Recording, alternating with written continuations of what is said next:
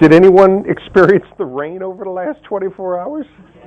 That was fairly serious, but a green city absorbed that rain. I hope the plants are well watered, and I hope that highway has, hope that water has gone somewhere.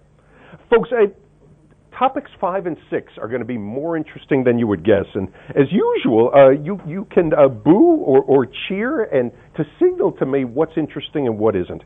I will have to use my finger. We're going to start with a famous Harvard economist who just a couple of days ago made a bunch of good points. But let me start with something about real estate and environmental economists. 99% of environmental and energy economists would support a carbon tax. So folks, what a carbon tax would be, folks, I need that door shut. I have trouble hearing. What a carbon tax would be that when you consume fossil fuels, whether it's gasoline or whether it's electricity generated with coal or natural gas, that those resources you consume would reflect the externality, the carbon that you produce. And many economists, in the name of solving this problem, support an incentive to discourage such carbon-intensive activity. Folks, how many of you have ever read a textbook by Greg Mankiw? You know the man. He was George W. Bush's head of the Council of Economic Advisors. He's a very decent man, and he just served as the chairman of Harvard's economics department. He was my colleague for 2 years when I was a young man, was thinner and had more hair. And he'd have lunch with me and listen to my jokes and tell me, give me some advice about my career, which I didn't listen to. Listen to your mentors. And it's, folks, but he's a great writer, and here's what he wrote in the New York Times. And let me set this up, and then we will begin to have a discussion. He asked himself the following question. He asked himself, as Greg Mankiw, what might I do to reduce my own carbon footprint? And he called this the Greg Mankiw Climate Action Plan. And folks, while this is a very famous Harvard professor, of course this applies to all of us. So raise your hands as I ask. So for each of these, let's see who meets the category. You can raise both hands like a robot. Do what you want to do. I could buy a smaller, more fuel-efficient car. That doesn't sound like an American. How many have embraced that? Actually, we own a Toyota Avalon, which is huge, but we don't drive it much. So I can't raise my hand. Is anyone, Tian Fu, you've got it. Yes, he raised his hand. The 2, I could swap my traditional conventional car for a hybrid or electric vehicle. Many Americans are embracing this. Folks, here's one he would never do. I could carpool to work. Folks, while carpooling is green, why don't more Americans carpool? Is it just that we all hate each other? There's some truth to that. Why don't more Americans carpool? What's the cost of carpooling? My son's in a carpool right now, and he's learned the cost of carpooling. We got 9 children in the back of it. Yes? You lose the kind of flexibility. Part of it, because you want a car, is like you have the flexibility and come and go whenever you want. And if you carpool, you just don't have that freedom anymore. And that's it. And so and he could use public transportation. Folks, Harvard has its own subway station called Harvard, where the subway, the red line, pulls right up to Harvard, but none of these faculty use it. Why? So Greg Mankiw works at Harvard, but I would bet my son that he drives to work. I know that he lives in Newton, which is a suburb of Harvard. Harvard's in Cambridge, Massachusetts. Newton is a suburb of Cambridge. Folks, if Harvard has a public transit subway stop, why wouldn't these guys be using it? And of course, these are all steps for reducing your carbon footprint. And if we reduce our carbon footprint, we as a world face less climate change. Why aren't these guys why isn't the typical Harvard professor using public transit if there is a subway stop right at where they work? The subway doesn't go to the suburbs, and it comes back to convenience again. The car is so convenient, and time is money. And so many Americans, Singapore has a much more impressive public transit system than Boston. New York City has an impressive system, but it's old. So in Singapore, I'd love to see some urban planning work. How far does the typical person live from a bus stop? How far does the typical person live from a subway stop? And these would be much smaller distances than in the United States. And so the typical American is going to do pretty crummy on this first set of ways to shrink your carbon footprint. Menkyu has some more criteria for us. He could move closer to his job. Well, that was something. Right now, Professor Menkyu lives probably 9 miles from his job. Folks, does anyone live close to their job in Singapore or close to the university? It's going to be a bad night. The professor's that boring. So why would Americans live far from their job? Do they just hate their employer, just a hatred of Harvard University, wanting to be far from Harvard? Why does this professor live so far from Harvard? Does he just enjoy creating greenhouse gas emissions, and one way to do it is to drive from North Dakota to Harvard each day? It's going to be a long night. Remember, your class participation is 9% of your grade. You young men. Not for him. He's going to be at Harvard the next 100 years. He's tenured. But keep going with your thought. So if it is a temporary, so do we choose a place to work and then choose a place to live, or do we choose a place to live and then do we find a job, or do we do both simultaneously? Yes. I would say job is secondary, not when it comes to family life. That is probably primary, and work is always a secondary objective. So he is on to the typical American. What he just said is when we choose a place to live, yes, we all want a short commute, but we trade that off against other life objectives. And he stressed that Professor Menkyu, and this doesn't have to be about Greg Menkyu, we're just talking about our lives, whether you're from Singapore, from another country, from the U.S.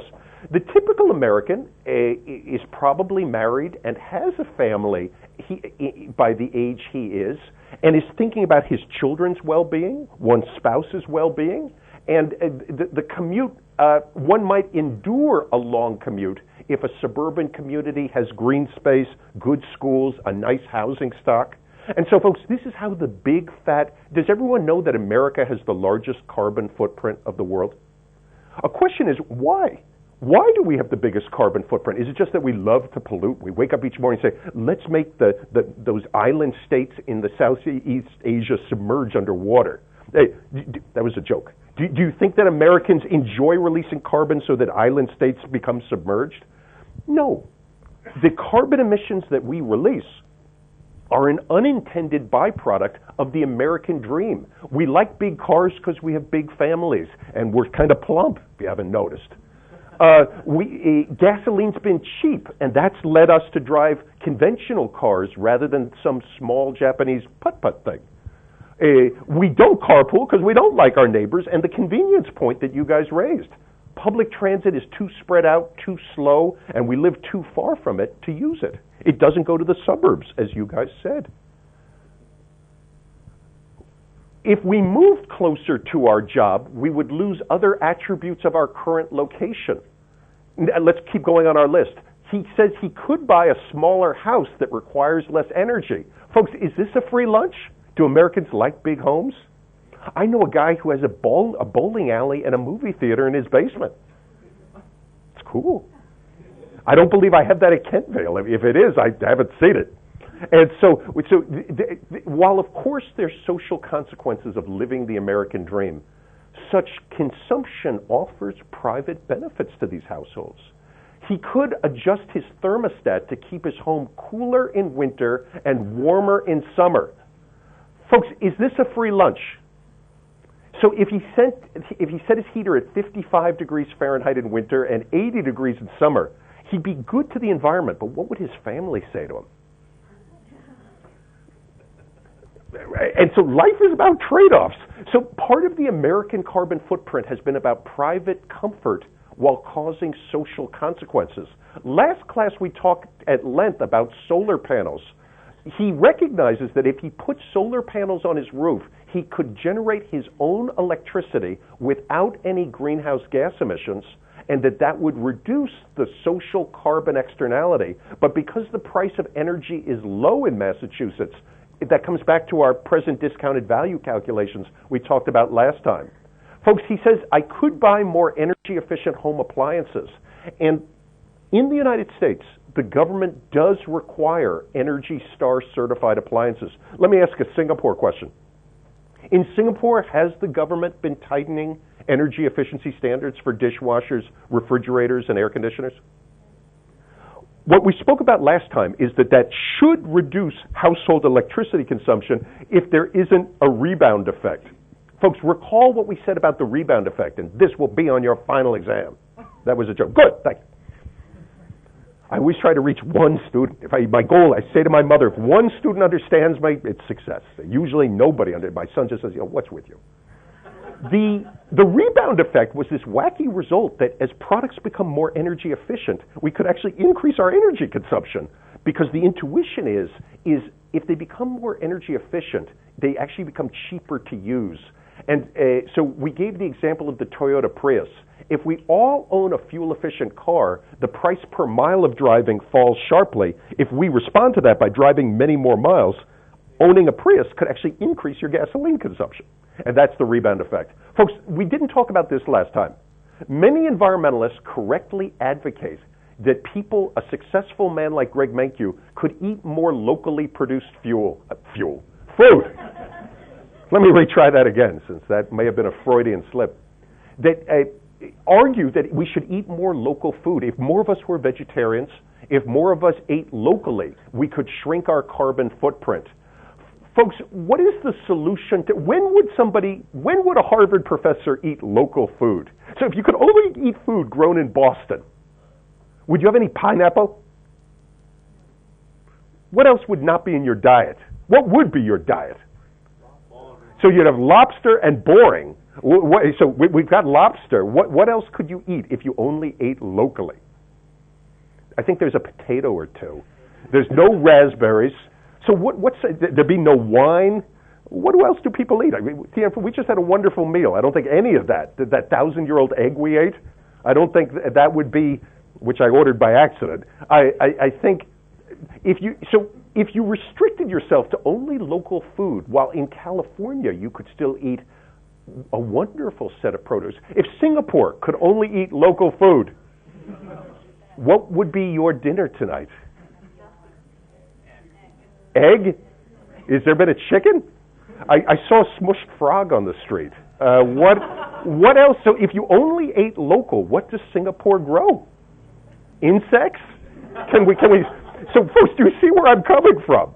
Life is about trade-offs, and so I'm not celebrating the American lifestyle, but if you insisted on our having a low carbon footprint by all the people of the world only eating locally, our diet would be restrained. For those people who love raspberries in the winter, those have to be brought in from somewhere. We'd have a much more seasonal diet, and in Singapore, I think you'd have a very different diet if you insisted on eating locally. I think I've made my point. Arthur, go ahead. If you do all that, yes, your multiplier effect of money will go all the way down and the economy will crash. So he just made a very interesting point, linking consumption to the macroeconomy. And that's worth spending a minute on. So to repeat what he just said, and it's a very interesting point, he said, Matt, if the Harvard professor who earns a good income made all these choices, his aggregate consumption would fall sharply. And from Keynes's paradox of thrift, if everyone reduces their consumption, then aggregate demand falls and the economy would be poorer. There's a lot of truth to what he said. My counter would be, from a budget constraint argument, if you save money because you use public transit, if you save money because you own a less expensive car, you could use that money. What would be a green choice? You could visit Galapagos. There's some choice you could make that is expensive, but that is environmentally friendly. You could give your extra money to Greenpeace so that they could wear mink coats as they attack capitalists. So with the money you save there's always budget constraints, and he is correct that Menkyu would have more savings if he adopted these, but then he would have additional choices for what he does with that money. Folks, there were a couple of hands. Yes, please. Yeah, I just wanted to add a point to the story, like where people live and where they work. I think this topic is very culturally sensitive because in America, like people usually like to work in a CBD and then drive home. Yes. And in Europe, people will prefer to live in the center of the city where they work.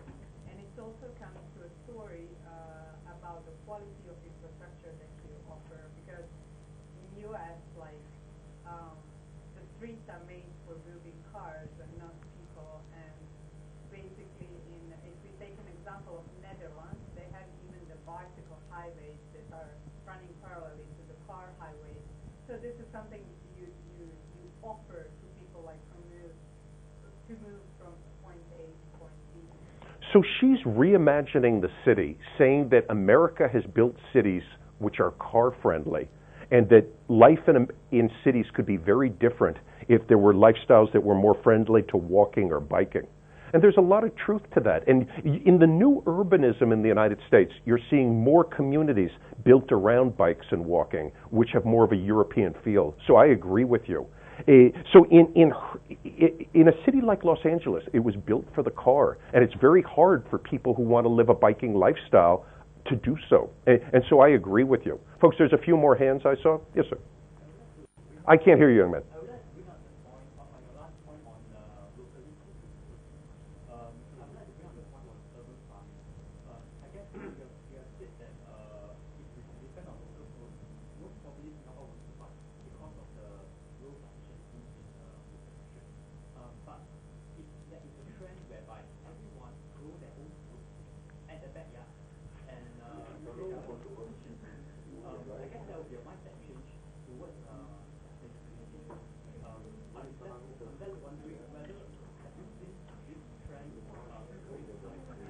So you're right that, so in Santa Monica in Los Angeles, there are urban gardens.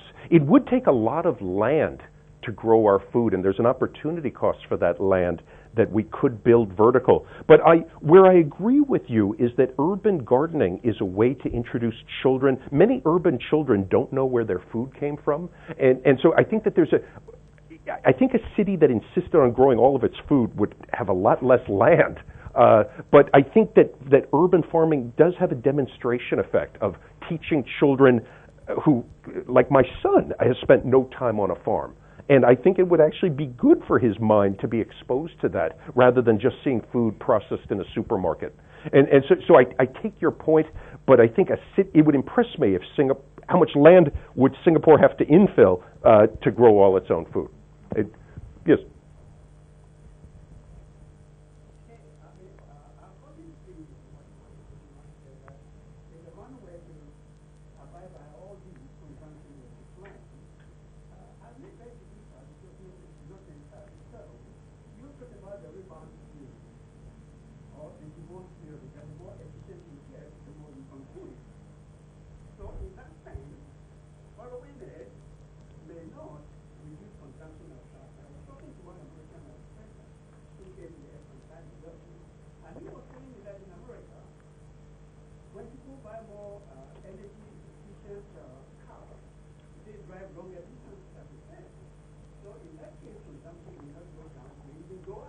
So you're right. And the carbon footprint may be worse.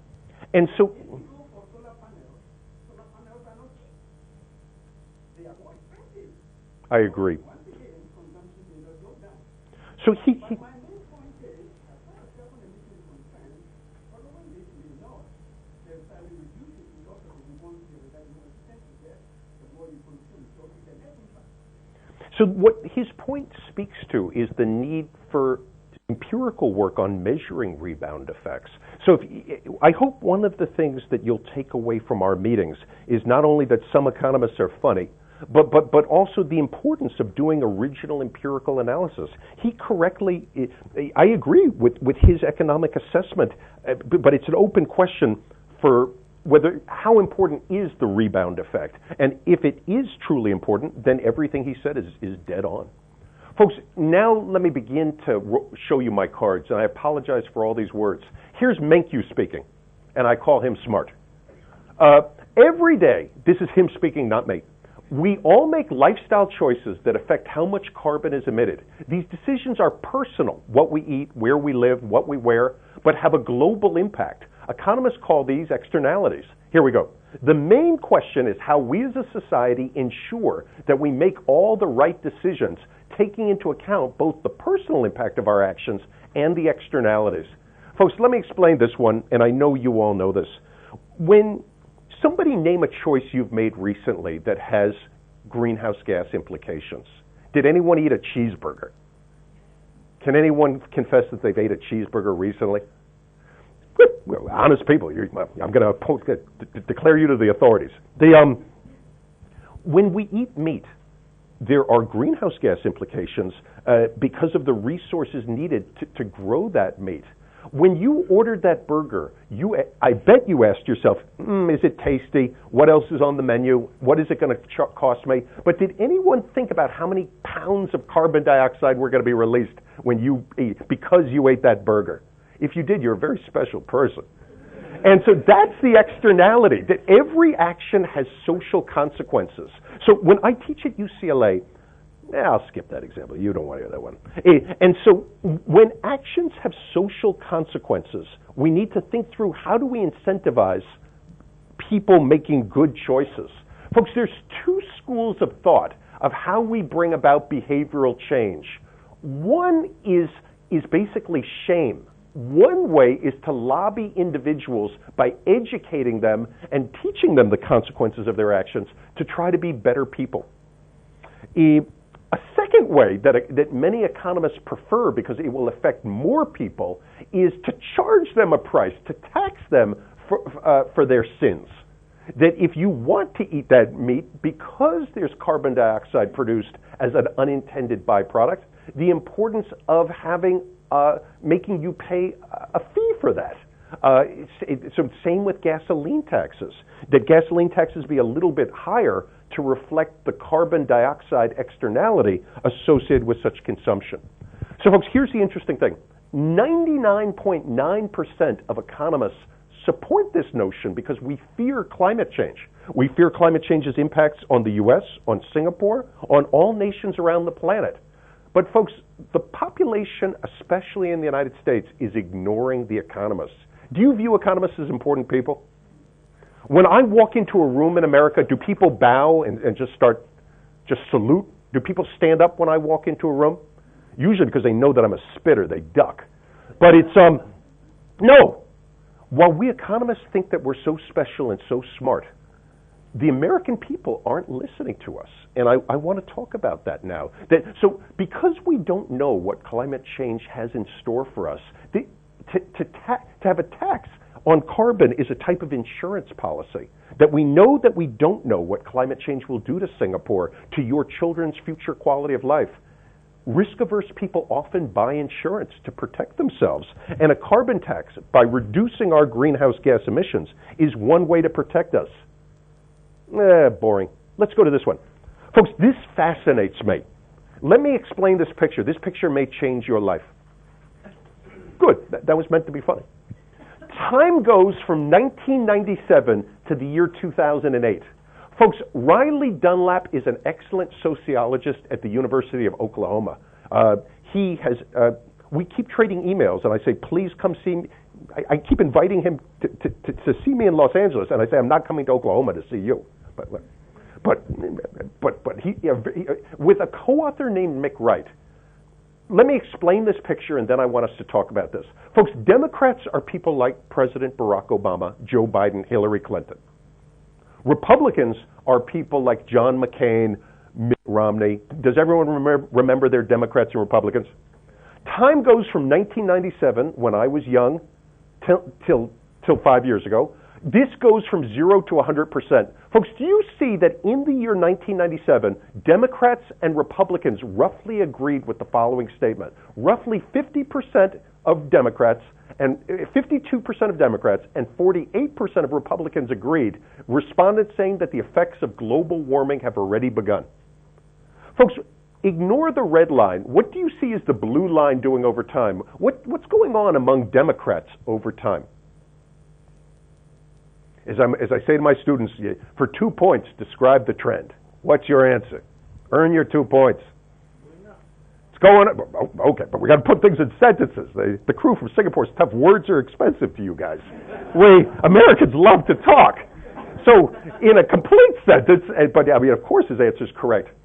Over time, it's not linear, but over time, the share of Democrats agreeing that global warming is beginning to mess with us, that Mother Nature's beginning to let loose on us, is up to 76%. This is a huge growth, 24 percentage points on a base of 52. That's a 50% growth. Folks, at the same time, what about the Republicans? While it's basically a straight line, the Republicans the share agreeing with the statement has actually declined over time. So let me set this up and explain what's fascinating. In the United States, there has been a divergence. Does everyone see that in each year the vertical distance between the Democrats and Republicans is growing? Folks, that's called divergence. The American people are a polarized people. By polarization, I mean we disagree. There is a polarization in the United States about whether global warming is a serious issue or not. There was rough agreement in 1997 when Bill Clinton was president. Over time, there's been this divergence, and such that Republicans don't take this issue very seriously, while Democrats take this very, very seriously. Folks, why do I mention this? Do I have any political scientists in the room? Any people who follow politics with a passion? A bit strange you are. No, I'm kidding. The politics is fascinating.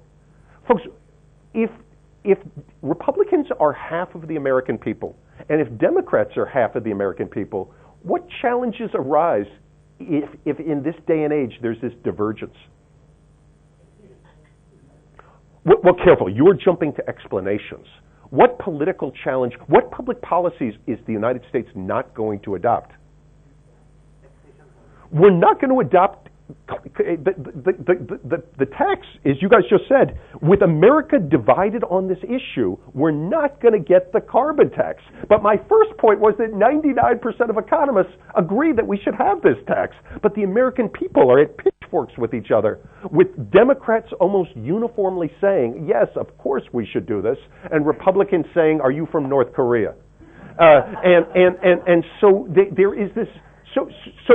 So now that we've set up this fact, let's spend 2 minutes on what's your explanation for this divergence. So he says Republicans have money and people with... Actually, that's one of the points I'm going to make. Good for you. Folks, so he is making a public finance point that Republicans consume more than Democrats and thus would bear the incidence of such a tax because they live in the suburbs, they eat their meat, they've got the big cars. He doesn't want to hear my lecture. That was going to be my point in a slide, but he's on to me. Folks, but holding income constant, what else is there different between Democrats and Republicans? And I don't fully know the answer to this. I wanted to hear you out.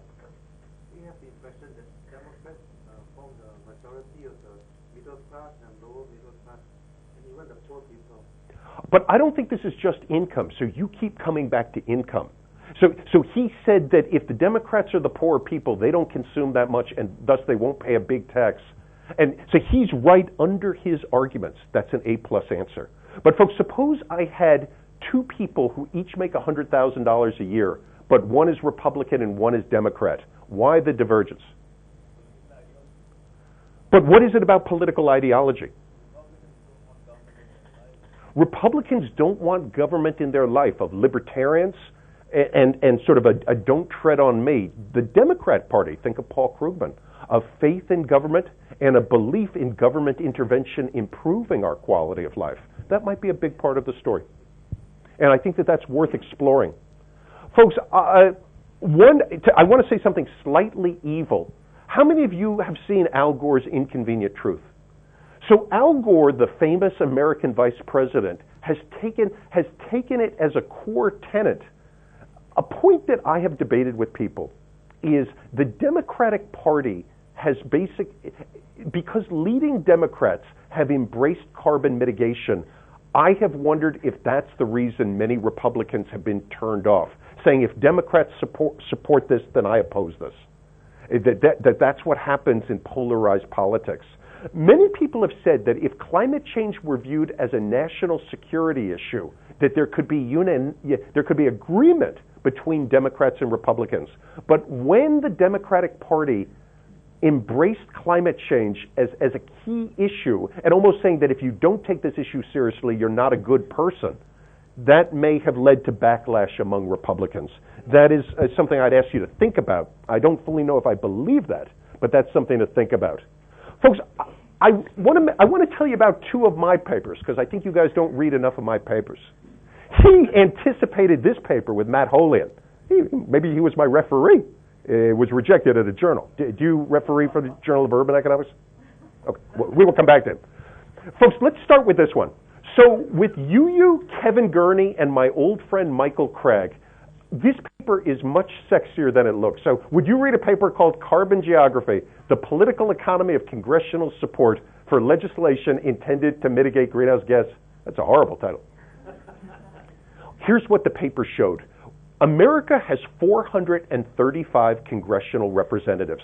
We studied what are the determinants of which congressmen vote in favor of carbon taxes. And so we asked the following question. Folks, how many of you have heard of Nancy Pelosi from California? Nancy Pelosi from California is San Francisco's congresswoman. Why did she vote in favor of carbon taxes? What is it about San Francisco? Is it rich or poor? It's rich. Is it liberal or conservative? And does it have a high carbon footprint or a low carbon footprint? Low carbon footprint. Those representatives whose district was rich, whose people were liberal, and whose area had a low carbon footprint voted in favor of carbon taxes for just his logic. Folks, let me show you a cool picture. Tien Fu. Is this the greatest picture you've ever seen in your life? Kevin Gurney runs something called the Vulcan Project. And what these Vulcans, they're not from Star Trek, what the Vulcan Project is this is a map of the United States in the year 2002. And folks, if you go to Google and you type in the Vulcan Project, you can download all of these data. Let me help everyone. This is not carbon dioxide. This is tons of carbon per capita. Folks, please look at the map, and nobody asks me about South Dakota. It doesn't matter. Nobody lives there. The whiter you are on this map, the lower carbon per capita you are. That means that you're very green. The darker you are on this map, the higher is your carbon emissions. Folks, what interesting carbon geography do you see? If I put this on your final exam and I said, tell me 3 interesting facts, don't say, well, you're fat and bald and boring. What are 3 interesting facts you learned from this map? And of course, these are key correlates of voting.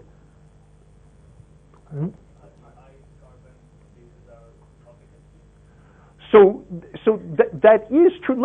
Let's start being green, folks. Where are the green areas of this in America? So the coastal, and so Washington, Seattle, and Portland, these are green, educated, liberal places. My California. So folks, what's going on here is with the warm winters, they're not using much fossil fuels for heating. They're using natural gas and hydro to generate their power. There is public transit in California. These guys are biking and walking like good Greens. Folks, let's go to another liberal place.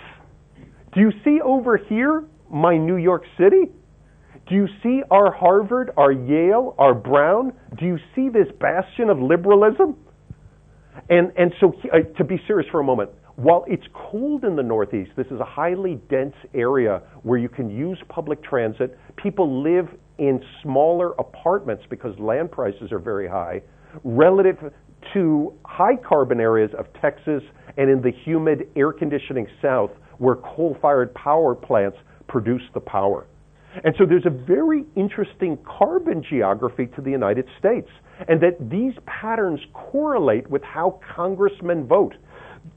The economics of voting is that Congressional leaders. The United States has a president, a Senate, and a Congress. There's one president, there's 100 senators, 2 for each state, and 435 congressional representatives. California has 55 representatives. The rational choice theory of voting is that congressmen and congresswomen will compare the benefits and costs of any piece of legislation. So folks, why would a congressperson from Alabama vote against this legislation? It's exactly what he said. This representative will know that his constituents will be paying a lot of money to keep their lifestyle going because they live a carbon-intensive life. And so so when you ask why has the United States not introduced carbon pricing, it's because there are many parts of the United States whose congressional representatives are from low-income districts who are politically conservative, and the district is high carbon. Folks, I wrote a second paper which is exactly what you said. Liberal Democrats tend to live in the center cities. As she mentioned before about Europe, many liberal Democrats are attracted to living in the center cities near public transit to be able to walk and bike. Many Republicans live in the suburbs, living a high carbon lifestyle. In my work with Matt Holian, we documented that center city residents were much more likely to vote in favor of having carbon taxes, while suburban high carbon residents opposed it. Just his argument of self-interest. Folks, let me come to a stop for a second. So this is, for those of you who wish that the United States would be a first mover and a leader on introducing a carbon tax, this is the challenge. And more Americans are moving from city centers to the suburbs. So it's getting harder. Questions here? Yes, Stanford. Yes, per person.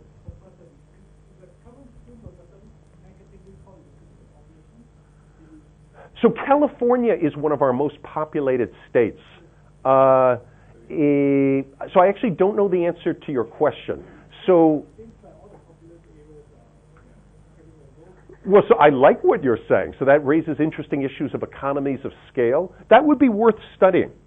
So that's an interesting observation. He said that America's most populated states, well, Texas is a slight counterexample, but California, Texas, Florida, New York are our most populated states. Illinois is fairly highly populated. So Ohio and Pennsylvania are sort of middling. These are pretty populated states.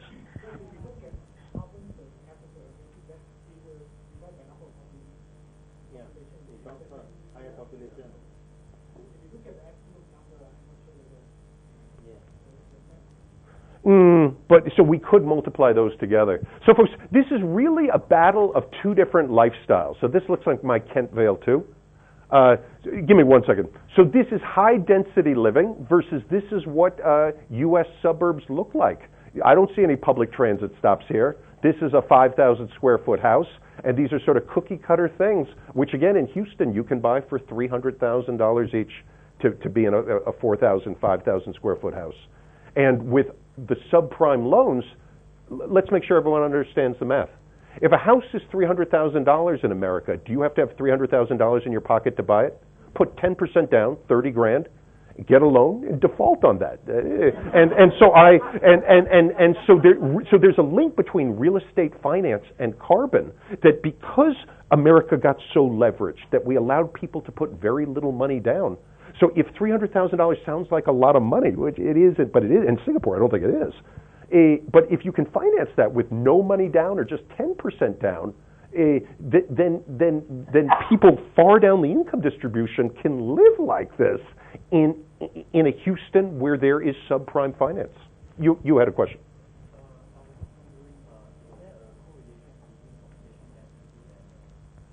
Yes, there is. So something that I've been very interested in, so his question's an excellent one, and I think this is worth studying in Asia. Oh, actually, I wrote a paper on this in Asia. So he asked the question, is there a correlation? When people live at higher density, do they have a smaller carbon footprint? And the short answer to that is yes.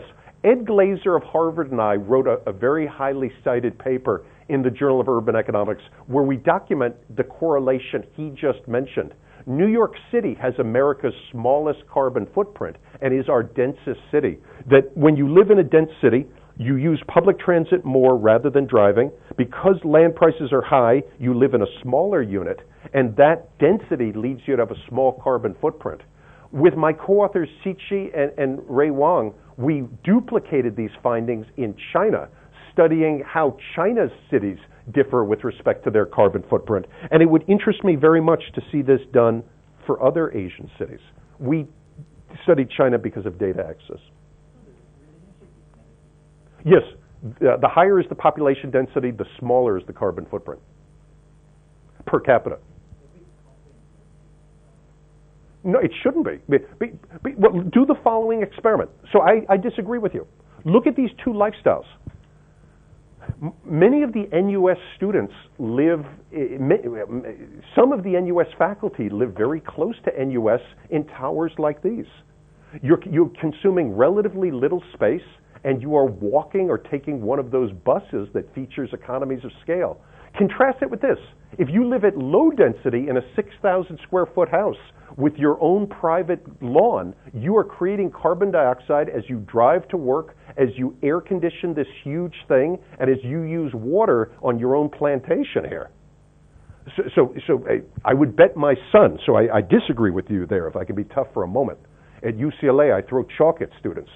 When you live at low density, the same household has a much larger carbon footprint. That's the whole point of these two papers. So if you can contradict these papers, no, I'm done with you, man. You can publish in these journals. You, sir.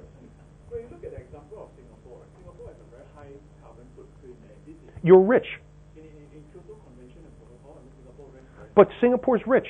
So the question is, if you hold Singapore's, we have to be sophisticated that there's multiple factors. If you take a rich nation, if Singapore merged with Malaysia and spread out, Singapore's footprint would be much larger. And so density is not a sufficient statistic for the carbon footprint. You need to know how many people are in the household's income, and the density it lives at. That's why we do linear multiple regression, to study several factors at the same time. And so Singapore has a large carbon footprint because it's rich. If you went back 30 years ago when this was a poorer nation state, its carbon footprint would be much smaller. And so, but I would claim that as Singapore grows richer, its carbon emissions don't increase as much as in the United States because of the reliance on public transit here, the smaller apartments people live in, and that you get your power from natural gas. There were a couple of more hands. I don't want to talk about urban farming or about density. So, what I do want to talk about, because I'm now watching the clock and we're 13 minutes from break. The rational household recognizes that they do have a carbon footprint from their consumption of meat, driving, electricity. If they were charged $20 per ton, that would take up some income. And as you guys have noted, suburbanites will recognize that they would face a larger carbon tax than those that live in center cities at higher density. And this is the self-interest incentive for low-density suburbanites to oppose carbon pricing. To not have a tax on carbon is to subsidize suburban living. So here's what would happen. Suppose that the United States introduced a carbon tax. Suppose that it could overcome the political challenges we've been talking about. Folks, capitalism would then go wild in the following sense. The price of gasoline would rise. The price of electricity from coal and natural gas-fired power plants would rise. As these prices rise, there would be significant induced innovation.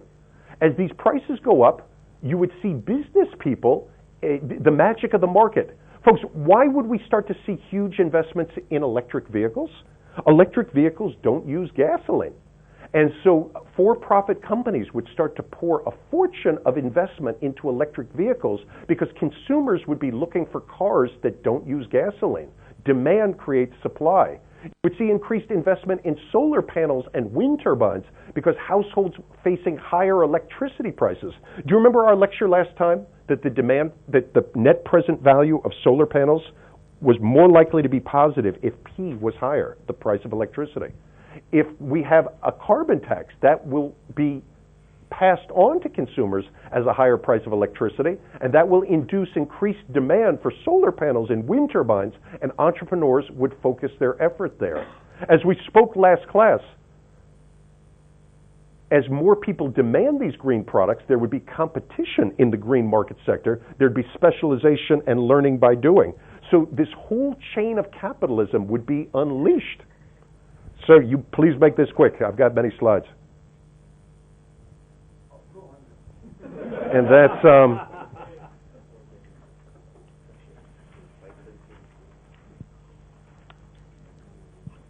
but the U.S. government has not introduced the carbon tax. So folks, a very powerful idea. There could be a Nobel Prize to two gentlemen named Avinash Dixit and Robert Pindyck, Dixit of Princeton and Pindyck of MIT. They wrote a famous book. So how many of you have taken a course in option on real options? Do I have any finance guys here? So just Tien Phu? I'm sorry? Your mother covered it?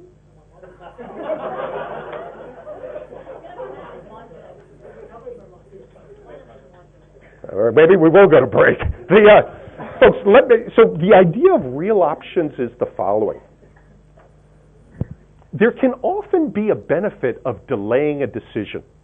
The key idea, when you're uncertain, if you are an investor who's thinking of investing in solar panels, but it is only a profitable investment if there's a carbon tax, if you're aware of the political risk because the Republicans are unlikely to enact the tax, a rational investor, the key idea in the investment under uncertainty is when you're uncertain about the future regulatory conditions, it can be rational to delay an irreversible investment.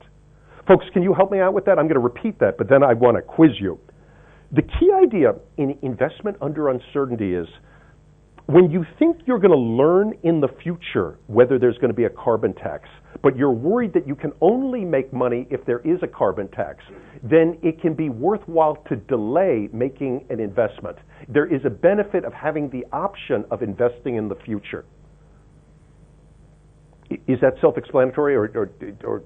And so the key point here is that the nascent green business in the United States and in the rest of the world can actually be paralyzed because the U.S. Congress is gridlocked over introducing the carbon tax.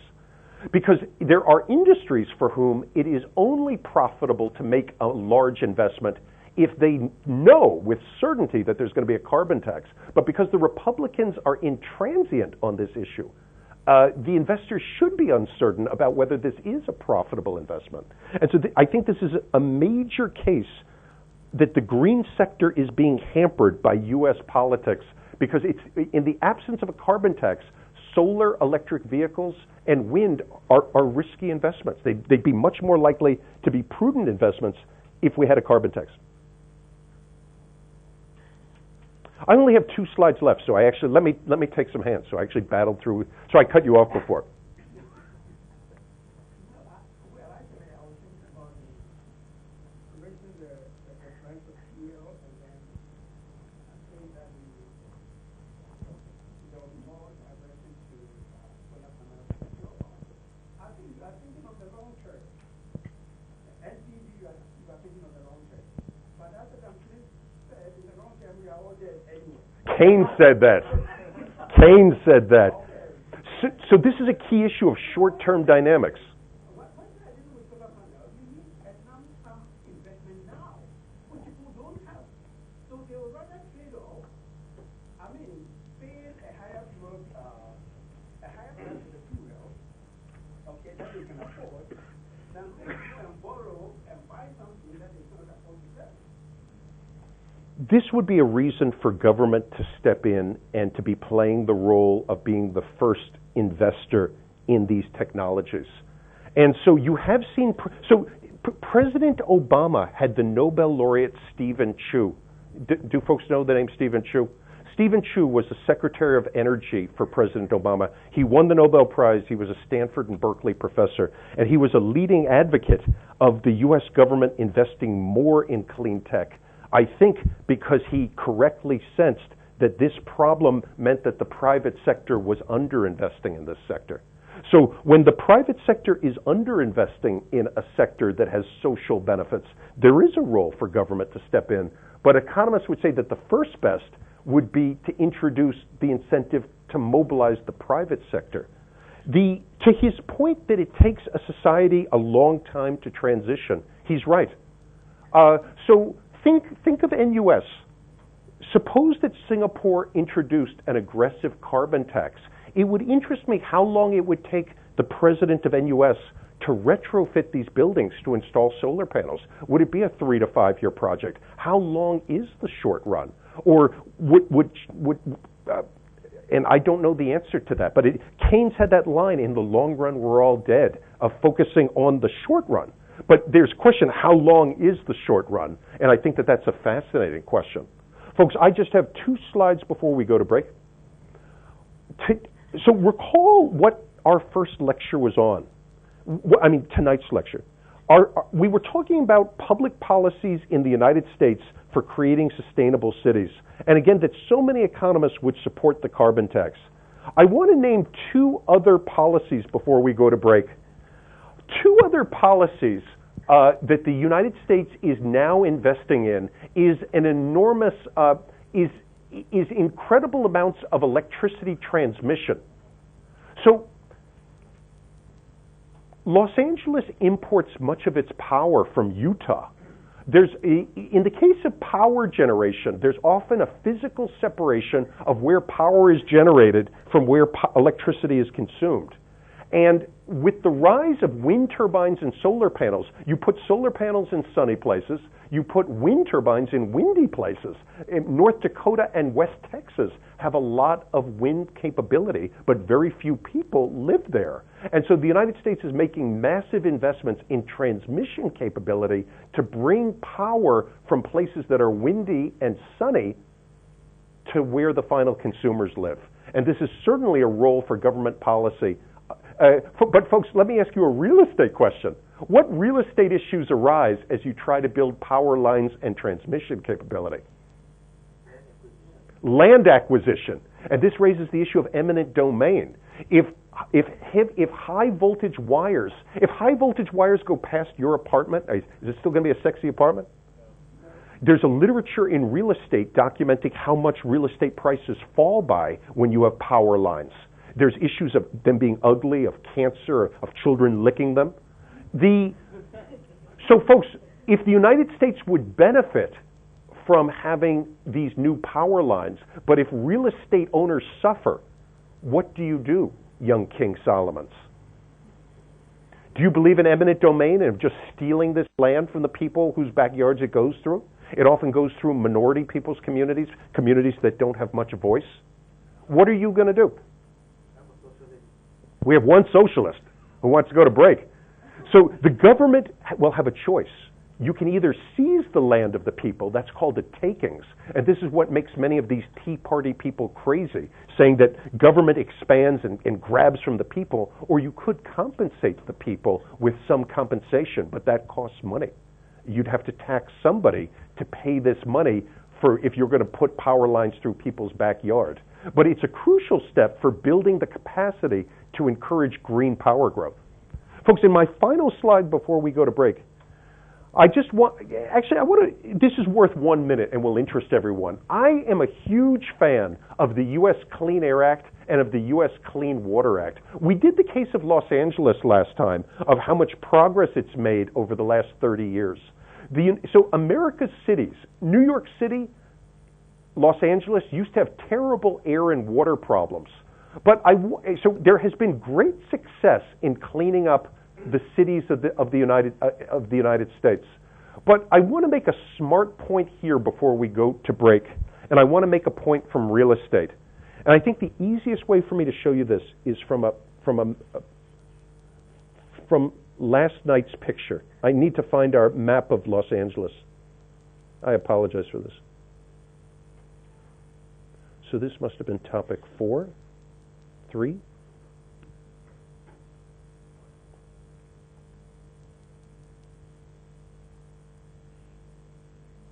No, 2.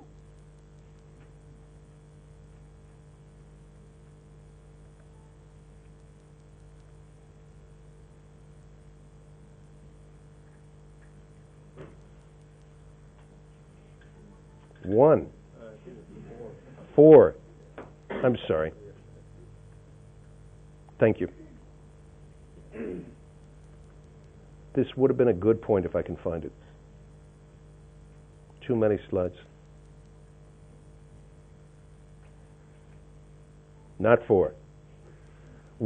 So I wanted to show us that Alex Hall picture one more time. That was lecture 1. Well, that would explain why we haven't found it. I'm sorry.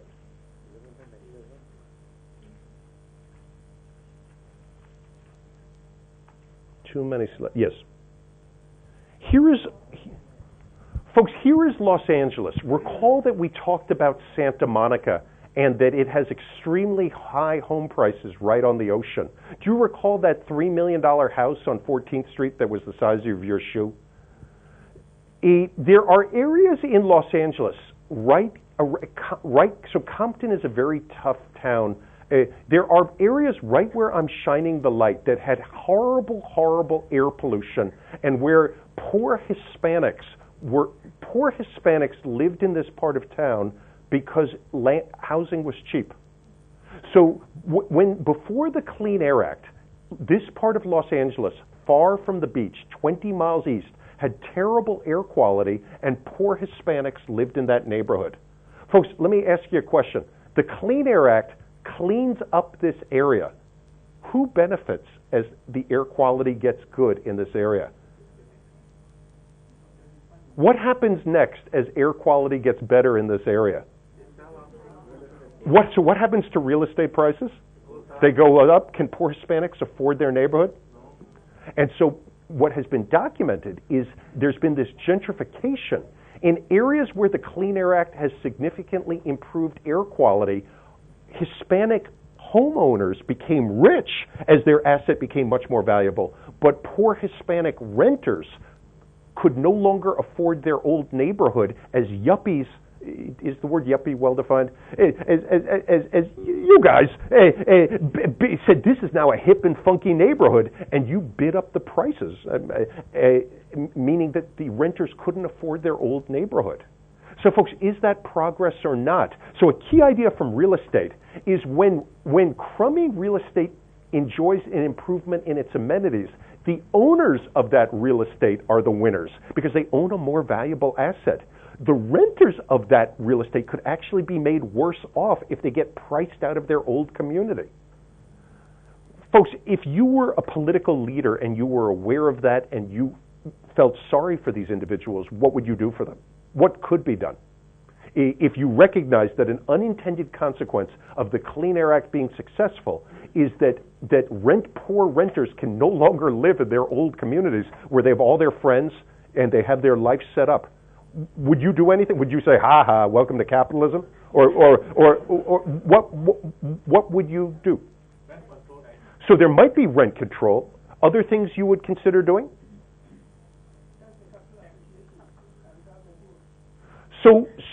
There's the point that with the property taxes collected from these individuals who have newly moved in, you could redistribute that money to incumbents who used to live here. Folks, a question about Singapore before we go to break. A final policy that U.S. politicians have engaged in is the following. When new developers build new housing, so let me set this up because I think I did this better than usual. Air pollution has fallen sharply in East LA where Hispanics used to disproportionately live. Developers now want to build new projects. In the United States, what politicians do is they have set-asides. They say, you got to rent, hey, Mr. Developer, you want the permits to build in your private units? You have to set aside 20% of the units for low-income people. In Singapore, are there set-asides? And so, Tianfu, I'll take that as a yes. Let's break. But when you recognize that regulation can change a community's attributes, and that while it creates winners, nobody likes dirty air, that there can be losers from gentrification. A subtle politician who cares about the poor will introduce some of the policies such that income is redistributed to this group who has actually suffered because of the well-intended regulation. Folks, we're going to break. Tianfu, any announcements? Or yes, thank you.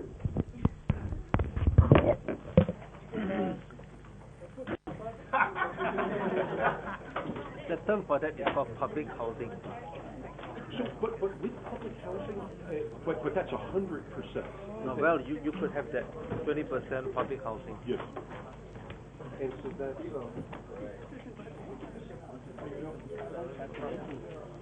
So everybody, okay, are you going to take the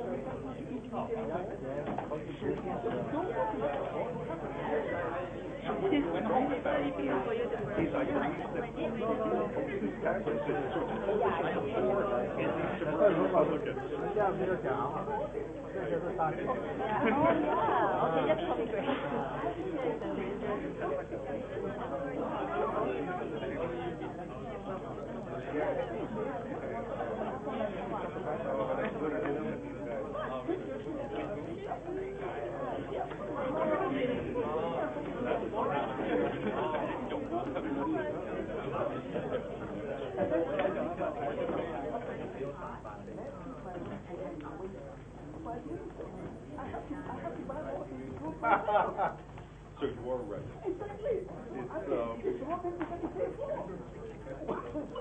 So you are right about that.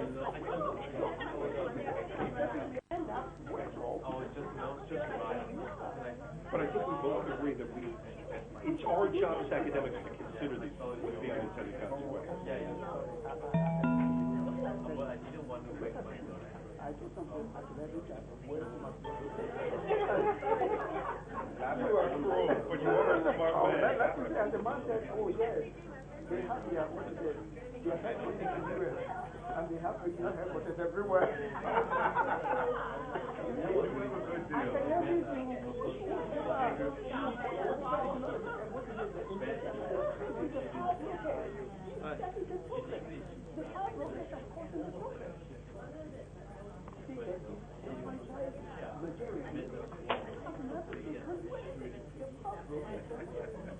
So here I agree with you. And so political voice is very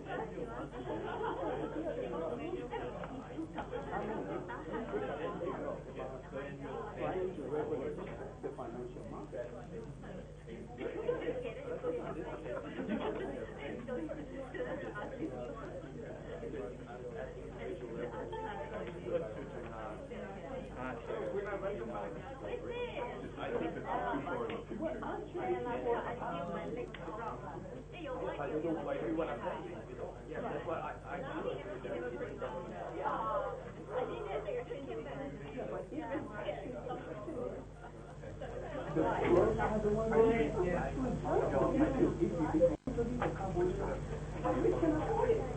But the carbon tax, everyone is going to have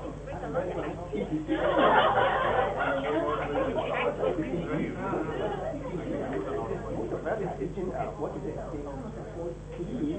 He into his room, they are usually going on nothing.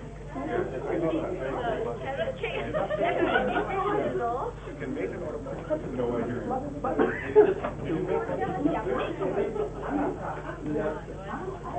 like I said, over 1 minute depends on like then again it becomes years again. What's that?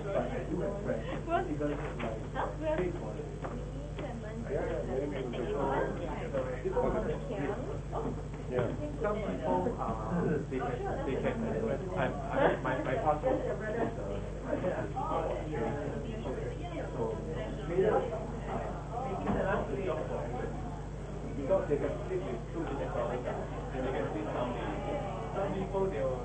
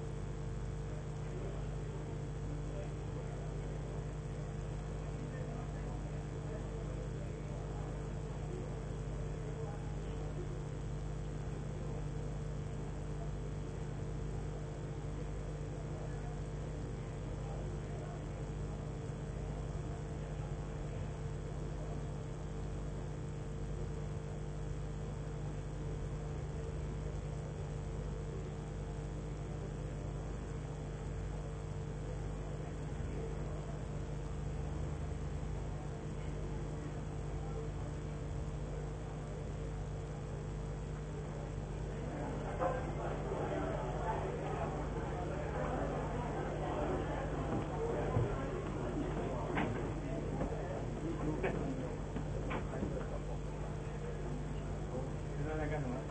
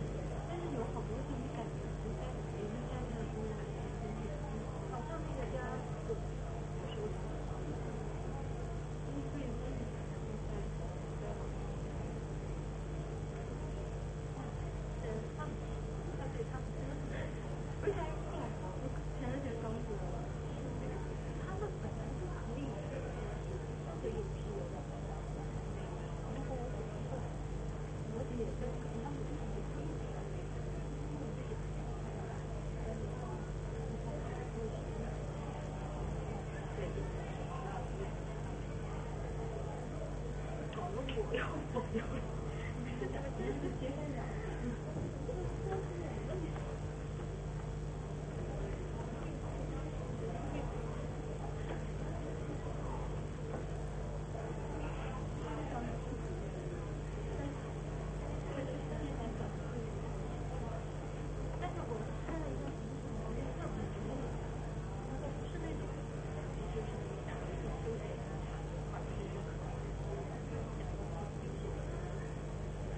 觉得好像老外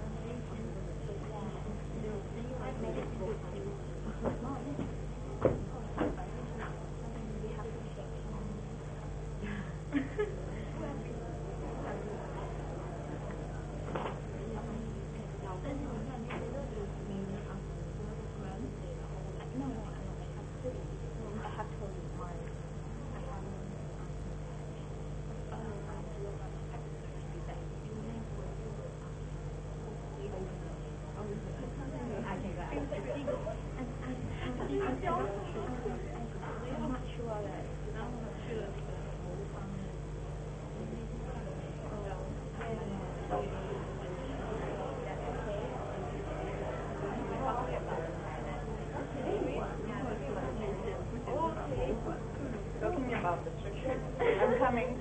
Just I think topic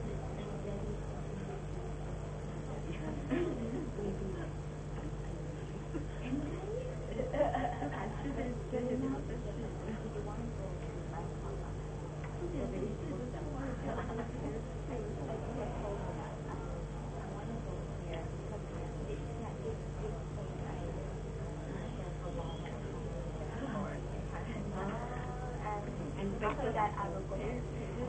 Maybe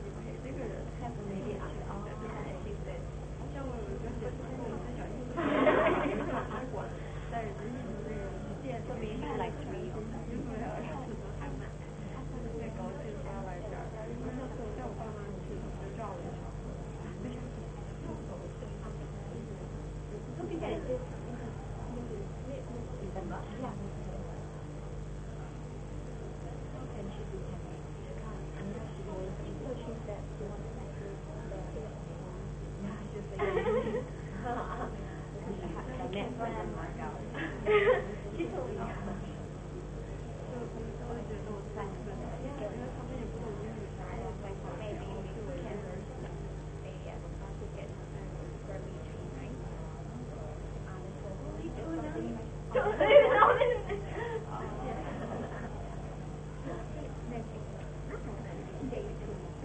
Maybe you boring like that, nothing to do. Do everything. Maybe.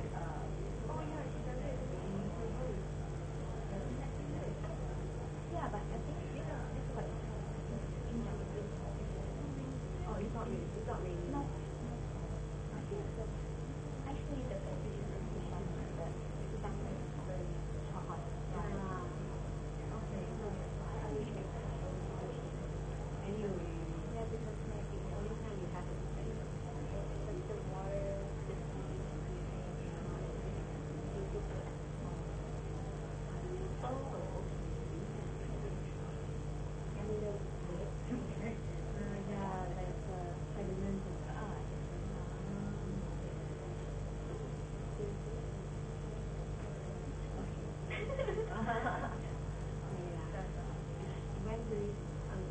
most important is when you do about the promotion. This one doesn't have exam. The promotion is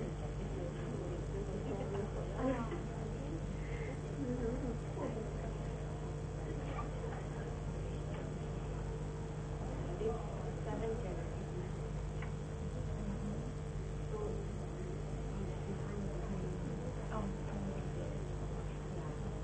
Maybe borrow from Philippines. Or you go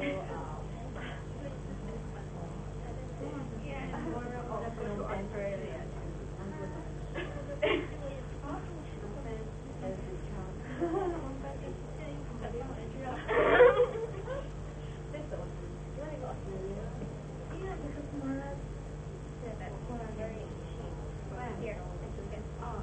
Can be cheap.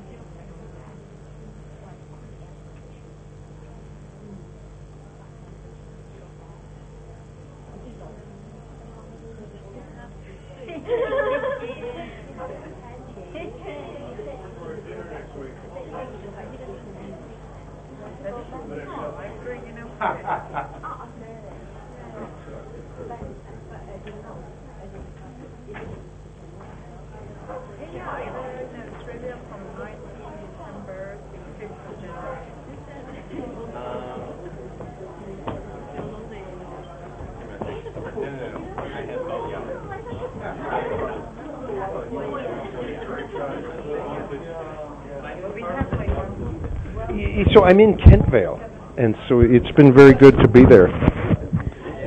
It's on the NUS campus.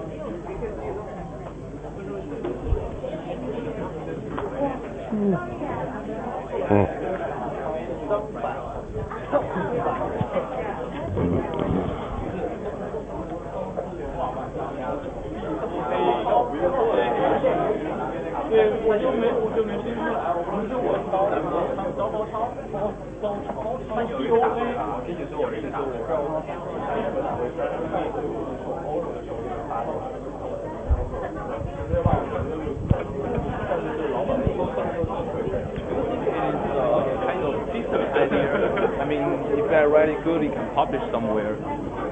Yes, I do.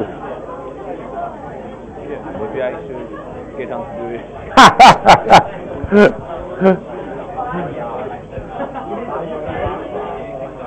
Maybe I will use it later.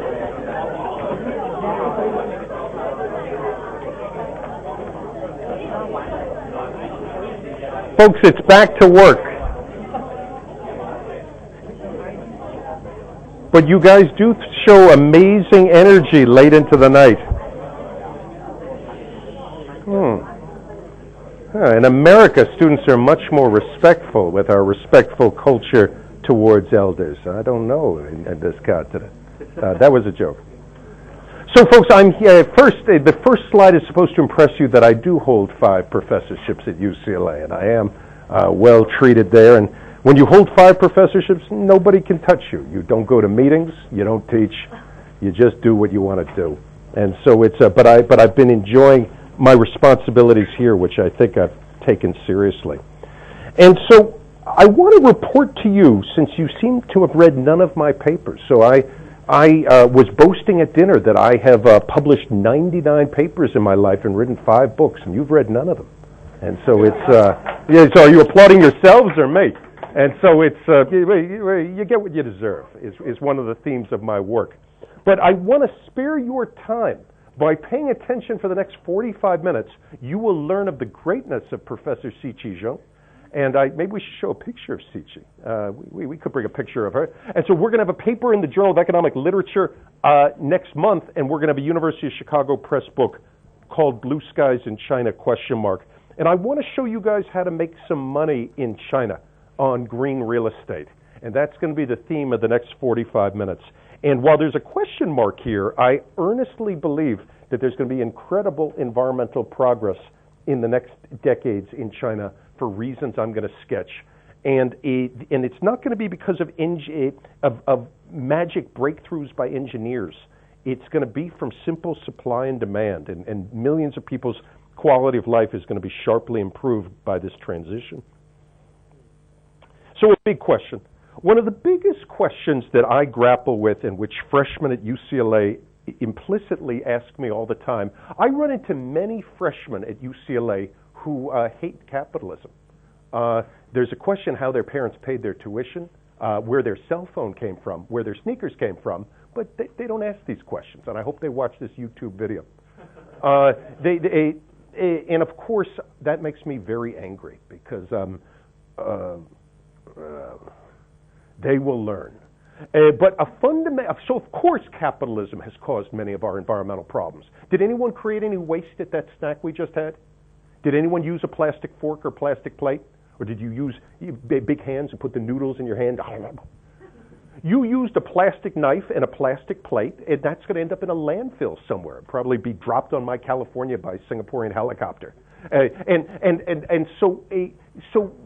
You enjoyed your snack, but you just had a pollution impact. And so my students at the UCLA Institute of the Environment take it for granted that when economic growth takes place, we destroy the environment. We chop down trees, the factory pollutes, and things just get worse as big bad capitalism gets bigger and bigger. And China is sort of ground zero in many U.S. environmental courses of the environmental costs of growth and the dangers that capitalism, even in a communist nation, poses. But folks, I laugh at these students. And you're supposed to go, ha, ha, ha.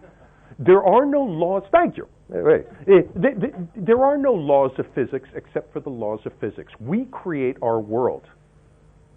And I'm a firm believer that we can, whether we will is what we're going to discuss, but that we can create market incentives and use state and local governments to achieve a win-win of economic growth while enjoying environmental improvement. There's no law of physics that you have to sacrifice the environment as people grow richer.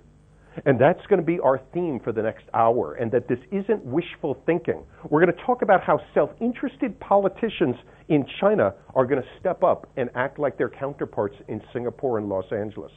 And that's where we're going.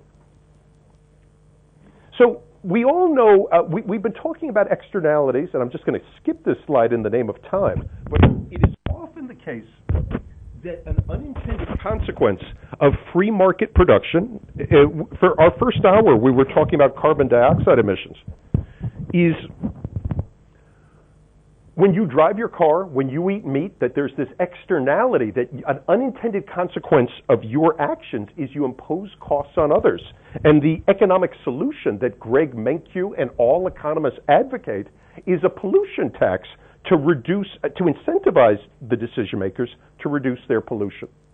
So folks, what we're going to start to do for about 5 minutes is I'm going to read you the litany of troubles in China. How many of you have been to China? I've been there 3 times, and so let's go through the litany. So this is a typical day in Beijing. This may even be a nice day in Beijing. Can you see 9 feet in front of you? And so a question is what caused this nasty day, and how much are the people of Beijing willing to pay? Does Beijing have to look like this? Is it written somewhere in Confucius culture that Beijing has to look like this? What caused this? What would make this go away? That's what I want us thinking about. 12 of the world's most polluted cities on PM10 criteria are in China. PM10 kills you when you're exposed to them. Burning coal creates PM10. Folks, we've been talking about climate change. These are data from the World Bank. Time goes from 1960 to the year 2010. These are data from the World Bank's World Development Indicators database. And take a look at India. So do we view India as a superpower? This is per capita tons of carbon dioxide. Folks, do we think India's gotten any richer between 1960 and now? Yes. Notice the linear trend. Contrast that with China. Folks, do you see a little bit of a jump in China's per capita carbon emissions in the last 10 years? And so if you were to use statistics and to estimate a linear trend from 1966 to the year 2001, you'd get a much flatter slope. Notice the much steeper carbon dioxide slope in the last decade.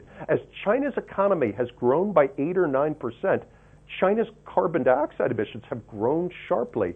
And so China's 1.3 billion person economy, when you multiply that by tons per capita, is significantly contributing to the challenge of climate change. China has exceeded the United States in total tons of per capita emissions. Both the United States and China are significant bad boys. I think the two nations together produce over 50% of the world's carbon dioxide emissions. Can we boo China and the United States in the name of world friendship? And so for both nations, we did the U.S. in the first hour, but I want us asking the same question for China. Given the wise CCP, are there reasons to think this thing will go to zero? Will the leaders just say, it is zero? That was a joke. Or will these emissions keep rising? So the questions I want to ask and partially answer in our hour together is, will local challenges in China's cities get better? Will global challenges be caused by growth of China's cities get better? I want to provide some partial answers and talk about green real estate in the case of China. Folks, the New York Times often runs tough articles about China's environmental pollution problems.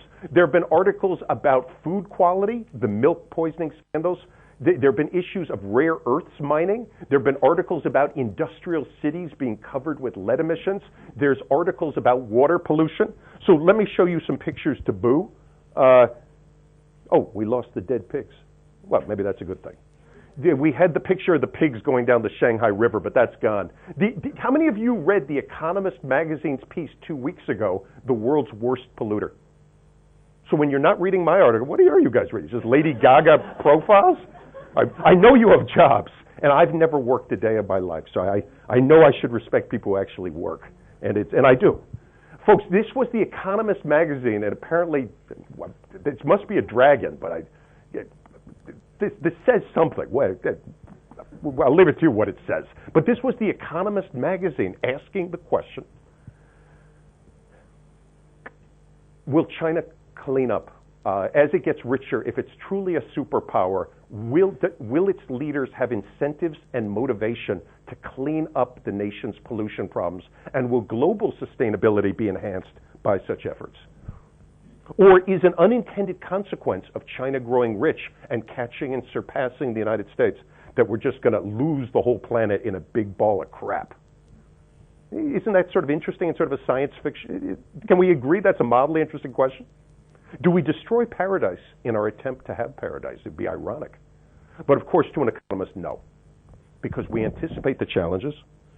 We anticipate the suffering we would suffer if those draconian circumstances occurred, and we take actions to minimize hitting the iceberg, unlike the Titanic. So there's a debate going on right now in academic stuff. China's economy has been growing by 8% per year. Folks, a piece of mathematics that I know everybody knows. Do you know your law of 72? If your weight grows by 8% a year, how many years till you double in weight? So think of your weight. How many of you aspire to be twice as fat? If you grow by 8% a year, how many years, by compound interest, you double in size in 9 years? So I weigh 220 pounds.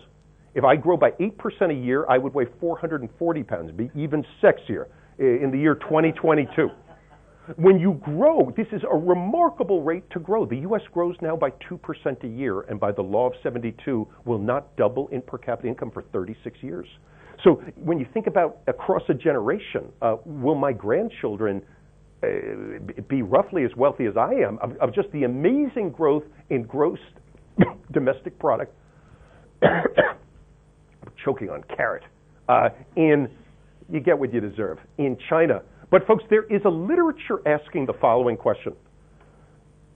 This is related to green GNP. If a nation is growing by 8% per year in income, but if pollution is growing, then is the standard of living truly rising? So a debate that is taken in environmental sustainability circles is we should subtract something from this growth to penalize China or to reflect that if China is suffering from environmental degradation increases during a time of growth, then their standard of living is not growing by 8%. But the question is, how big is that number?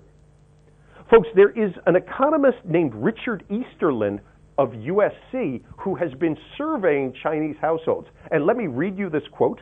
He says, there is no evidence of an increase in Chinese life satisfaction of the magnitude that might have been expected to result from a fourfold improvement in per capita consumption.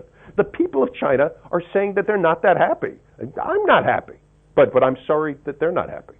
And I'm unhappy that they're unhappy. You're supposed to laugh. We can all go home. One explanation for this is that Chinese life is stressful. People are working very long hours. There are questions of the government's policy. There's several open questions in China. There's questions of food security.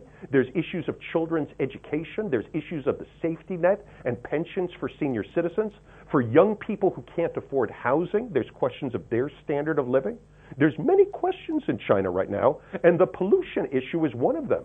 That we see so many Chinese households moving to Hong Kong, the U.S., Australia. It's interesting that people are voting with their feet and migrating to other areas. It's interesting. And yet at the same time, China's economy is booming. And so different people in China are placing different bets about whether the standard of living is improving. And as an environmental economist, the point I want you to think about is that China's environmental challenges, the pollution, the food safety issues, that chips into life satisfaction.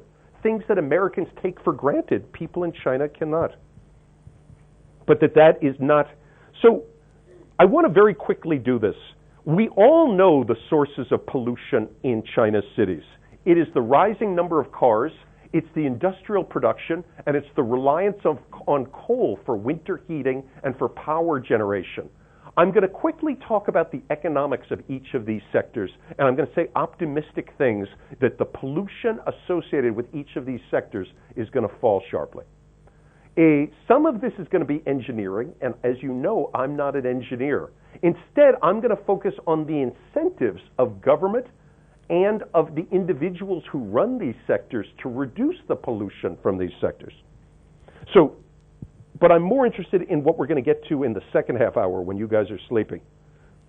So folks, let's do a little bit of arithmetic together. There's 1.3 billion people in China. Currently, roughly 20% of adults own cars. Let's assume that children also own cars. And so let's multiply 20.2 times 1.3 billion. There's roughly 250 million cars in China.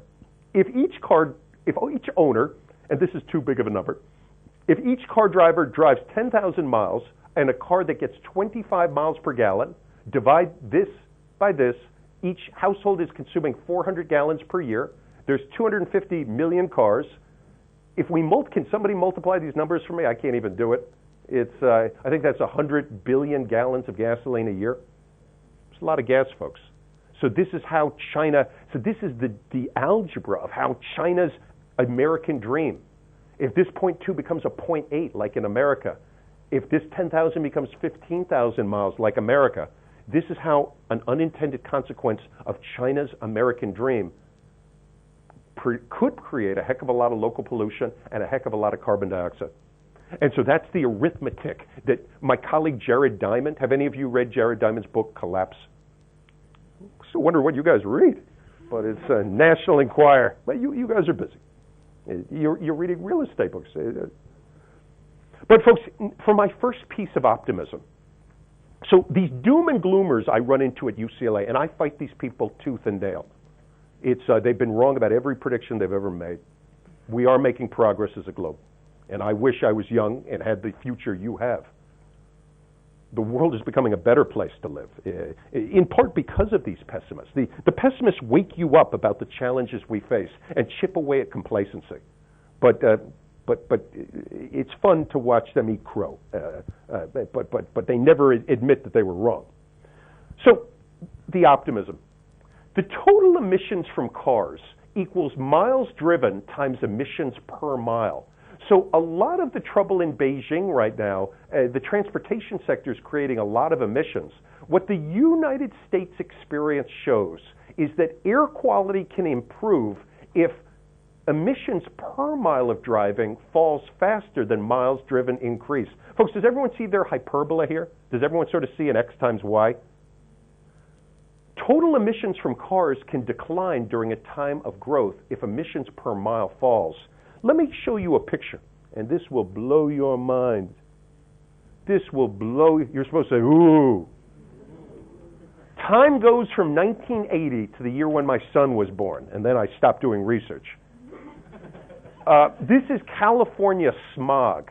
So folks, to be serious for a moment, because I want to keep you awake for the better part of this presentation. But here's my first piece of optimism. My mother always says to me, she says, Matthew, stop with all your optimism, no wishful thinking. So we have to be careful when you meet an optimist. Is it wishful thinking, just praying that I grow my hair back, versus is it logical thinking about incentives and self-interest? And I want you to be tough on me on that. Folks, what we're measuring here is ambient ozone is nasty stuff. It's difficult to breathe. What each of these circles is a California monitoring station. The closer you are to zero, the less pollution there is. Ozone comes from cars and from oil refining. Does everyone see that back in the year 1980 in California, this was the dirtiest monitoring station? And can everyone say, ooh, nasty? This is the 99th percentile of the distribution. So this would be the Yao Ming. This would be the genius of the class. Folks, notice the 99th percent. This is the 99th percentile in the year 2001. The whole distribution of air pollution readings, the 99th percentile, does everyone see how steep that slope is? The worst monitoring station is getting much cleaner. Go to the median. By definition from statistics, the median is the 50th percentile. So I'm the median-looking guy in the room. Half of you look worse, half of you look better. The median has been falling also, but the 99th percentile, just amazing progress in California. But folks, a question. Between the years 1980 and 2001, did more people move to California? Yes, the population doubled. Did California get richer? Yes, the income tripled. How could it be the case? So I asked this to my UCLA students, and they give me the dumbest looks. I say, young students, how can it be the case that a population doubles in size and triples in income, but ambient pollution falls by 75%? And they say, oh, you're just making up the numbers. So I make them go download the numbers and replicate the figure if they're such cynics. And of course, the answer is, this great battle between scale and technique. Yes, California got richer. Yes, its population grew. Yes, there was a hell of a lot of more driving. But air pollution fell sharply because cars got much cleaner because of the catalytic converter and other pieces of engineering.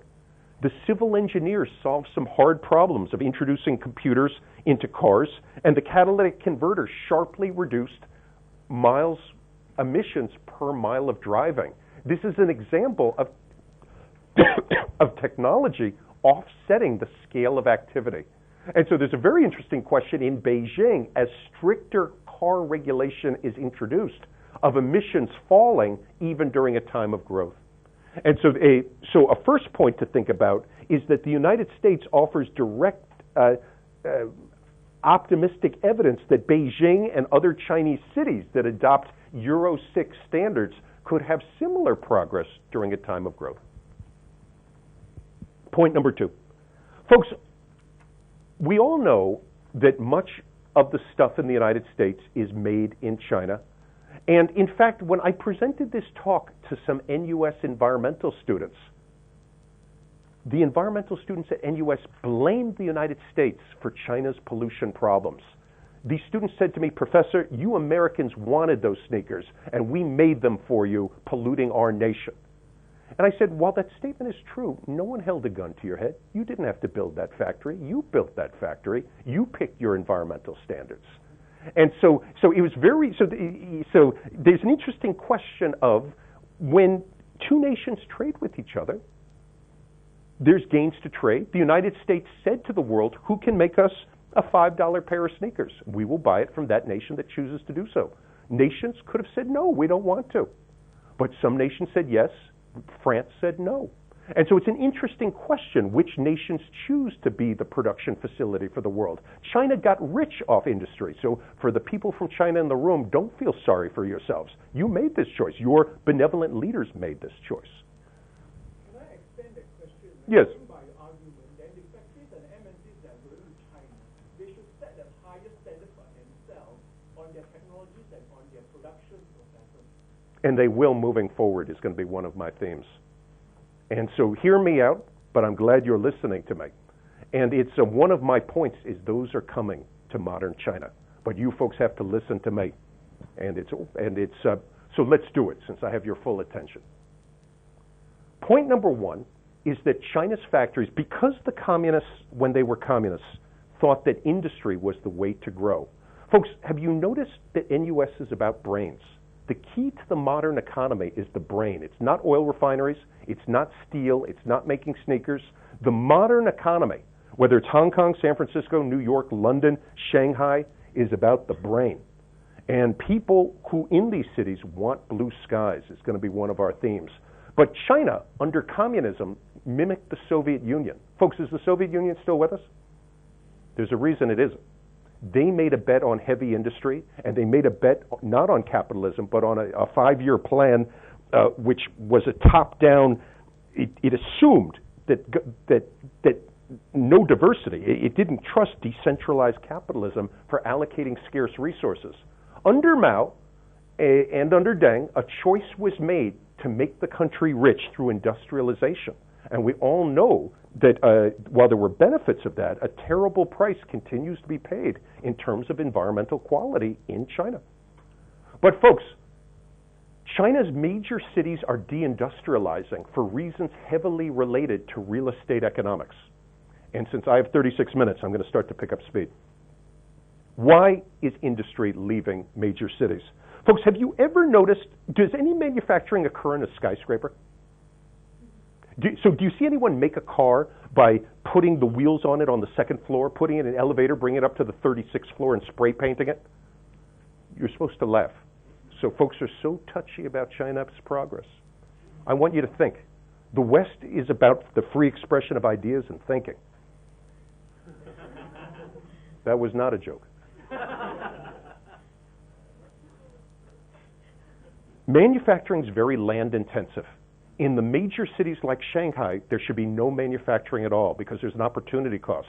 The land currently used by manufacturing plants, if that manufacturing moved to the hinterland, that land currently being used for manufacturing could be turned into commercial and residential towers by developers. What we're seeing in Beijing and Shanghai is just what we saw in LA and New York. As you build better roads, as you build better transportation, manufacturing moves to low-cost production areas. Manufacturing is going to move to China's west into areas which are not as rich or developed. And we'll come back to the environmental implications of that. But as manufacturing leaves the major cities, that's going to free up enormous plots of land, just as it has in the United States, and that's going to create huge new real estate opportunities for developers to build commercial and residential real estate. Just in 2008, Beijing sharply reduced its pollution when it threw out the factories for the Olympics. That's the immediate proof. Does everyone remember of the factories being closed for the Olympics? A silver lining of deindustrializing is to sharply reduce pollution. While the Chinese government introduced those policies to reduce the pollution, my point is that neoclassical forces are going to bring this about. High wages in Shanghai and Beijing, high land prices, high environmental regulation in these cities are all going to push dirty manufacturing out of China's major cities. These jobs will either move to Vietnam and other parts of Asia, or they will move to Western China. But you're going to see in China's major cities a massive deindustrialization. So folks, do you remember my pictures of Pittsburgh last time? Of Pittsburgh being very polluted relative to the way it is now. The U.S. cities have had a deindustrialization, and the silver lining of that deindustrialization has been sharp environmental progress. The same thing's going to happen in China.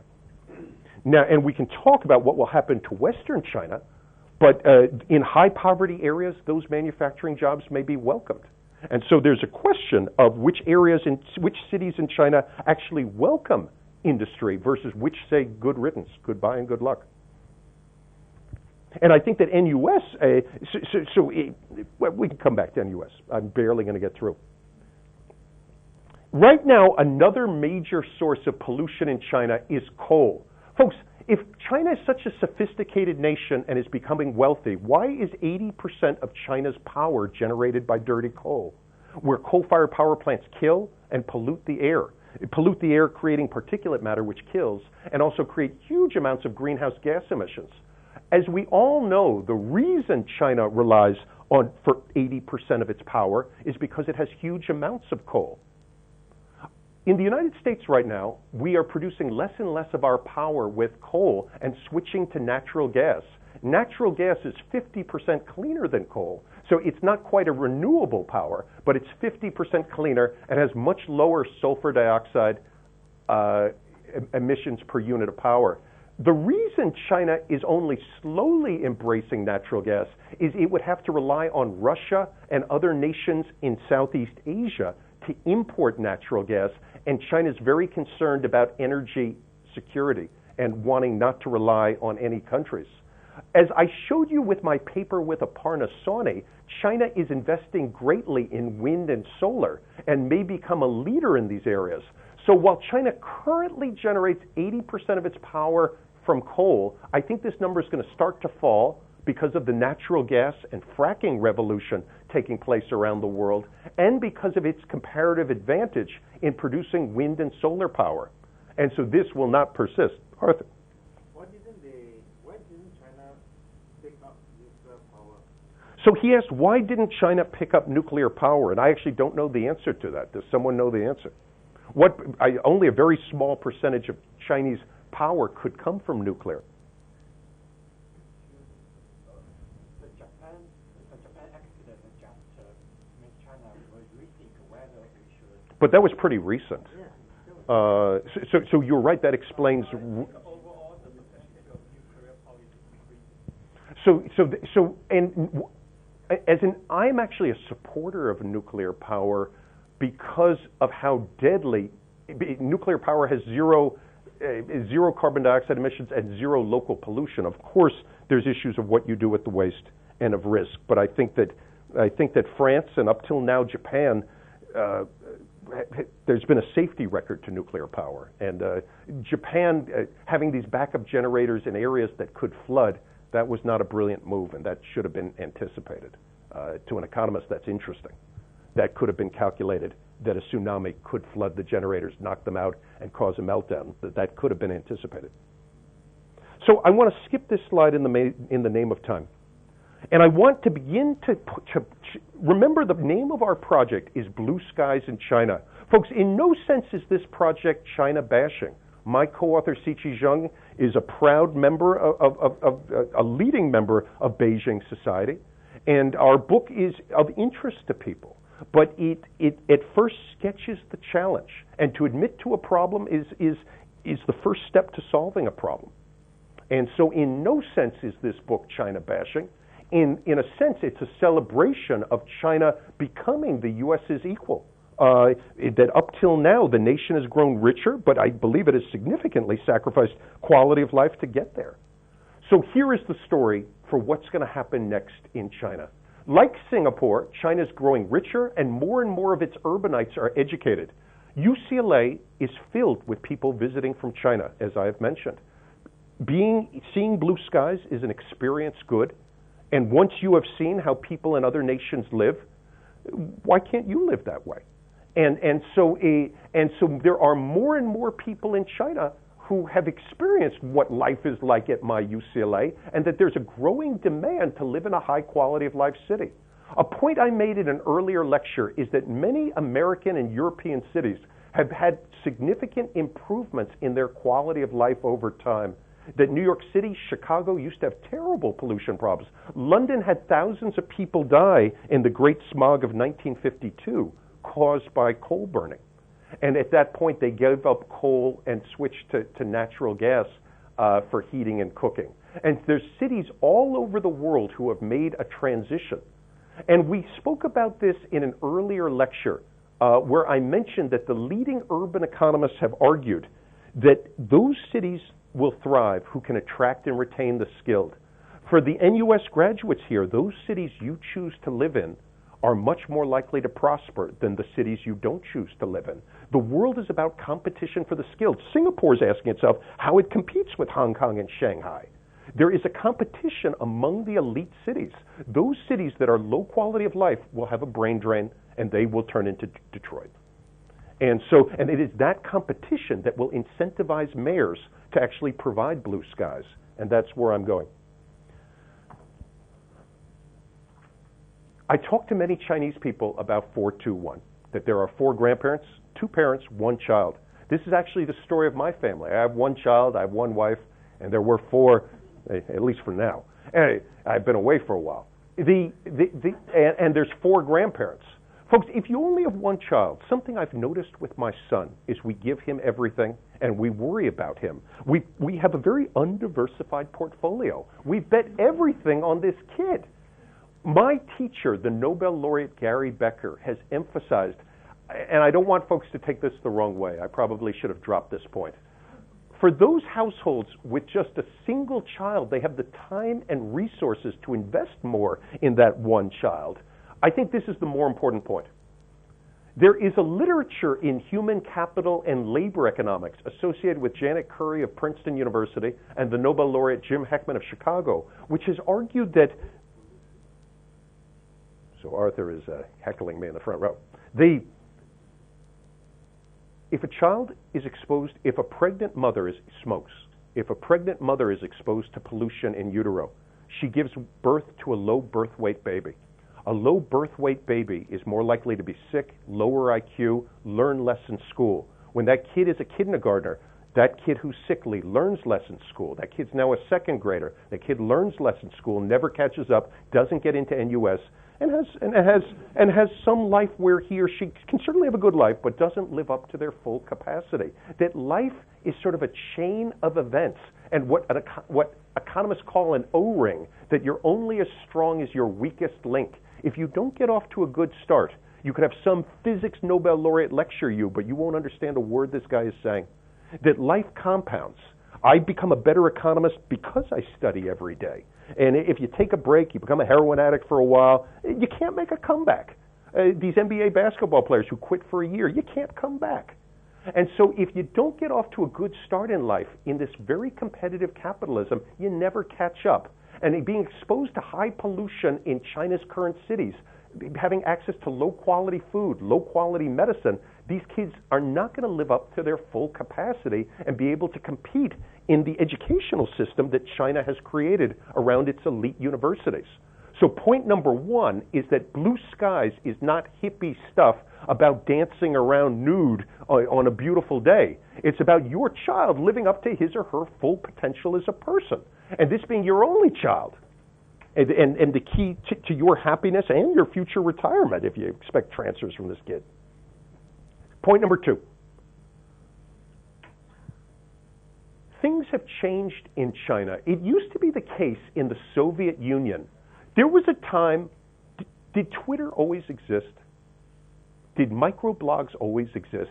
There was a time in the 1960s and 1970s in the Soviet Union when airplanes would crash and the Soviet Union would deny that it happened. A guy would die and they say, no, he's alive. Because they had a monopoly on information, the government could just say, no, left is right is left. And this let guys like George Orwell write their stuff about totalitarian stuff, focused on the Soviet Union. But what's important here is that the Chinese government is aware that its monopoly on information is over. In our book, we talk about the PM 2.5 controversy, and let me tell the story, but I'm down to 24 minutes. So PM 2.5, if you're exposed to it, there's a lot of PM 2.5 here in downtown Beijing. Here's the chairman, barely.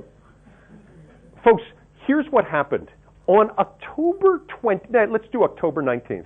On October 19th of last year, the Ministry of Environmental Policy in China announced, hey, air quality is good. So there's a daily, they announced the air quality each day. At the U.S. Embassy, which was measuring PM 2.5, they sent out on their Twitter feed that the air quality was very unhealthy outside. Folks, what happened next in China? The Chinese authorities said that the Americans were lying and that this was just capitalist red dog propaganda. What happened next? Did the Chinese people just say, yo, those American liars trying to make fun of our great country? What happened next? So notice that this is a duopoly. In a duopoly, there's Coke and Pepsi. There's two sellers. So in the past, there would not have been, the data to the left wouldn't have existed. The people of China would just have been told, good weather, go for a jog, go live your life, people. When the Americans announced that it's a very unhealthy day, the Chinese people believed the Americans and went wild on their microblog saying the government is lying to us. Why do the Americans have an incentive to lie to us? And what happened next was very interesting. The Ministry of Environmental Protection at first made fun of the Americans, at first said that this was a propaganda attempt by the U.S. to make China look bad. But as the people kept saying, we know this is not a blue sky day, and we believe the Americans, the Chinese government eventually caved in and said, okay, while there are differences in how we monitor air pollution, from now on we're going to monitor PM 2.5, and their readings have actually converged to the U.S. readings. The competition, so this has nothing to do with the United States. This is not a battle between who's the greater nation. This is about competition. The competition makes us stronger, whether it's professors, universities, firms, or nations. When China had a monopoly on information, the government wasn't accountable to the people because they could just say, it's a great day, have fun. But when the people are aware of what a blue sky day is and have an independent source of information of the dangers, when they believe this source of data, the people lobbied and the Chinese government changed their monitoring system, and there's been a greater degree of honesty about the pollution challenges that are faced on a daily basis. And so the microblogs, information encourages accountability. The rise of the microblogs in China are playing a key role in educating the people and educating the authorities that the people are aware of the challenges that are faced. There is an increased backbone among the Chinese people of speaking to their government about environmental issues. And I would say that part of this is that many Chinese have traveled abroad and have seen how other people live and ask, why isn't China like this?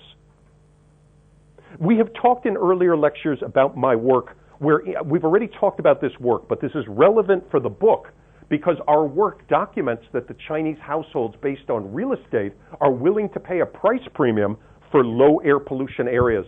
And we, in subsequent work, have documented that Chinese households, as they grow richer, are willing to pay even more to be exposed to less air pollution. So as China grows richer, the demand for less pollution will even further go up. So when we have spoken to audiences about our work, what they have focused on is this bullet point here. They have focused on the point that, yes, Shanghai and Beijing and other rich cities might enjoy a sharp reduction in pollution, but only the rich can afford to live in those cities. So they say there's going to be an environmental justice issue that only the richest people will be living in green cities. And that is an interesting claim, but that presumes that the mayors in Western cities view industry rather than blue skies as the golden goose to their economy. And that's what I'd like to talk about now.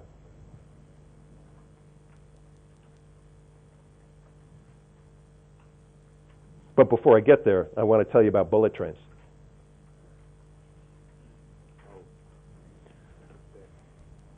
Sichi and I published a paper on bullet trains earlier this year. How many of you read that? We wrote a paper on how bullet trains are going to improve Chinese quality of life, and here's what we did. There are cities, let's just do the map because I'm down to 18 minutes. So Beijing, millions of people have been paying a heck of a lot of money to live in Beijing. What the bullet train does is it connects second-tier cities like Tianjin to Beijing. Tianjin, before the bullet train was built, it was roughly an hour, it was roughly a 2-hour commute to Beijing. With the bullet train, it's now a 30-minute commute. There are other cities connected to Guangzhou and Shanghai which are similar stories. What we argue in our PNAS paper and in the book is the following. And for real estate people, you can make a lot of money based on what I'm about to say. Folks, let me teach you something from physics. Distance equals speed times time. So time equals distance divided by speed. If you have access to a very good physicist, if you have access to a very fast transportation technology like a bullet train, these second-tier cities effectively become suburbs of the superstar city. We document rising real estate prices in those cities that are still physically far from the superstar cities, but are now time-wise close because of the fast speed. So folks, this has two implications. So we have argued that there's real estate opportunities in these cities that are close. These are cities that were too close to fly to the superstar cities, but too far to drive, that now are close because of bullet train. And our point is this: if a city like Shanghai gets too big, that too many people are living in that city, then what the bullet train does is create a menu. It creates a system of cities such that households can decentralize and live their lives in these cities, paying lower real estate prices, but having the potential to take the bullet train once a week, once a month to visit the major city. And so a major way to protect individuals' quality of life is to give them more options. I'll give you an example. Suppose that you are a major in mathematics at NUS, and suppose that there's only one advisor of students. If this advisor is cruel, you can't substitute away from this person. But if the department now has 15 faculty, you now have more choice of who is your mentor. If somebody has a reputation for being cruel, he or she will have no students, unless they're a genius. A genius can get away with that. I have always run that experiment. See if I can get all my students to quit. No, they keep coming back. What protects urbanites in China is if any city becomes either too expensive to live in, or if the quality of life of commuting, congestion, and stress becomes too much, the rise of the bullet train creates a system of cities such that you can continue to enjoy the amenities and some business opportunities in the superstar city, but instead decentralize and locate. And so I think there's going to be plenty of real estate opportunities brought about in second-tier cities because of the bullet train. But this provides an insurance policy. The idea I want you guys thinking about, boring.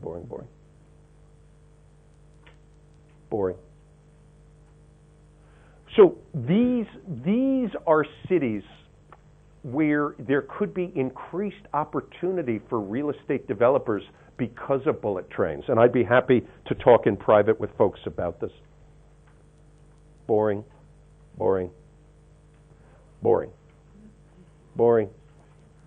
I now want to talk about the mayors. So folks, I have 15 minutes left and I'm watching the clock. What we've done on China is the following. We set up the pollution challenge. We celebrated that China's growing. We noted for transportation, electric power, and for industry, economic incentives to solve the problem. But the mayors of these cities are going to potentially play a key role in determining whether China's cities embrace blue skies.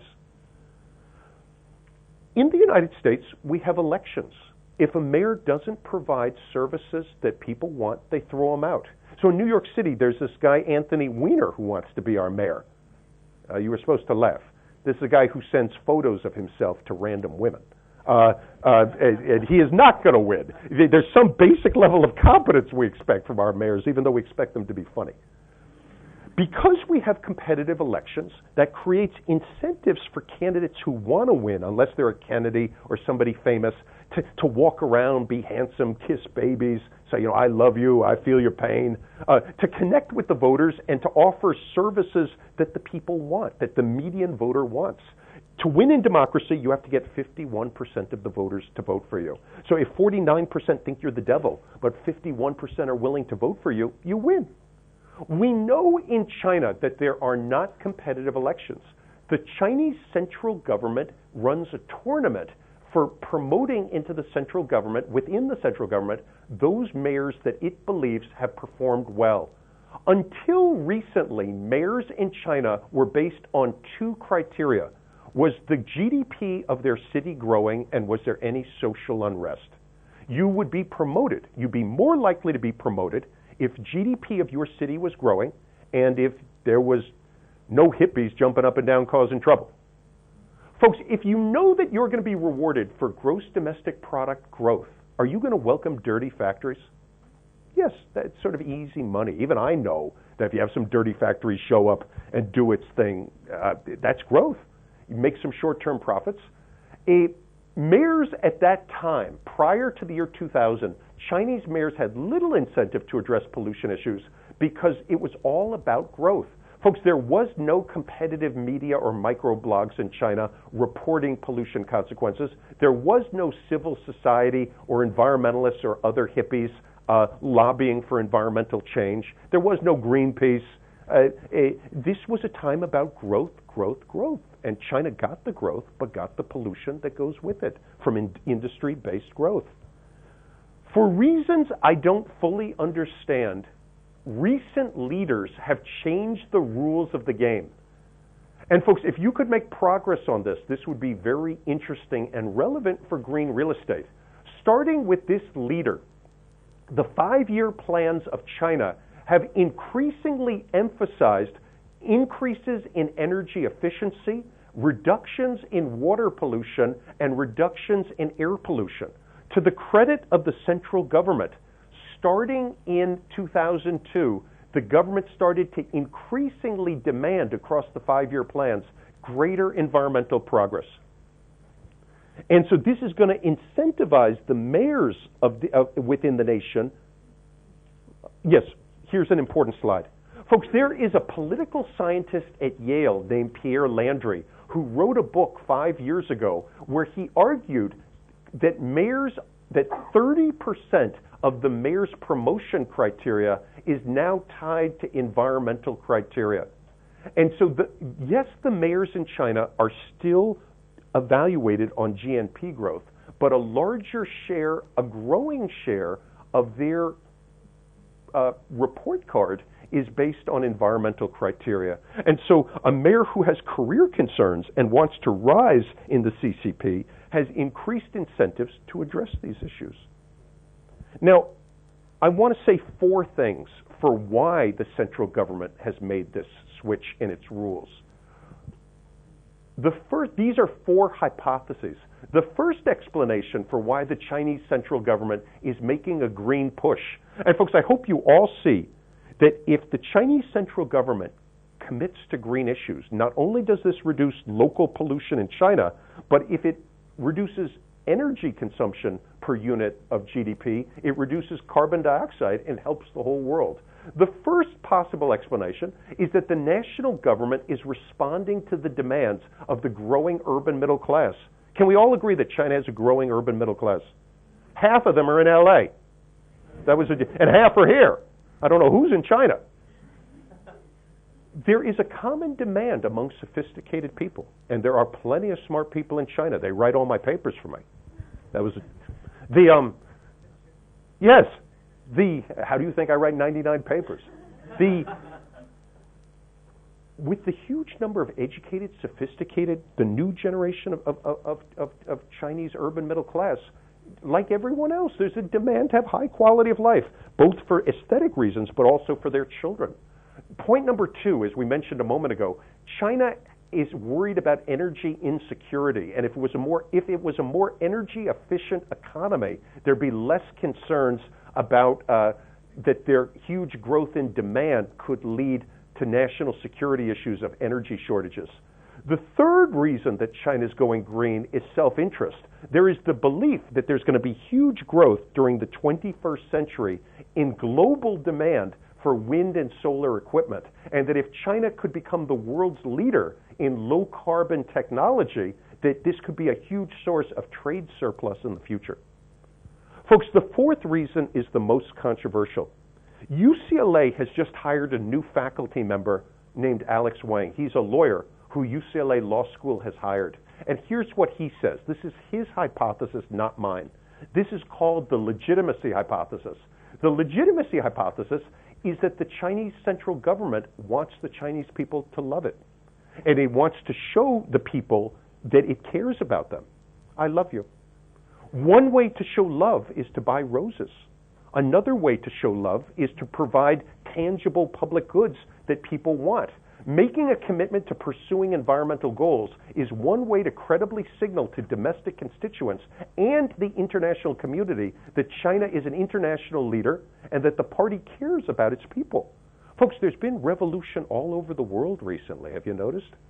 one way to reduce the threat of upheaval is for the people to be happy. In the past, economic growth was sufficient to keep the people happy. While people, of course, continue to want economic growth, there is also an obvious desire for less risk and less pollution. And if the government were to provide this, it would increase the probability that they keep a grasp on power. And so out of the self-interest of the CCP, there's strong incentives for the government to make progress. And folks, China wants to increase its soft power. Soft power is the idea that you can be powerful in international relations without sending in any armies. Soft power is that other nations consult with you and care about your opinion because you're a wise person. If China were to make unilateral progress on environmental issues, it would shed its reputation as the environmental villain and would have much more credibility in international relations. And so that's a point to think about. Some points about environmentalism.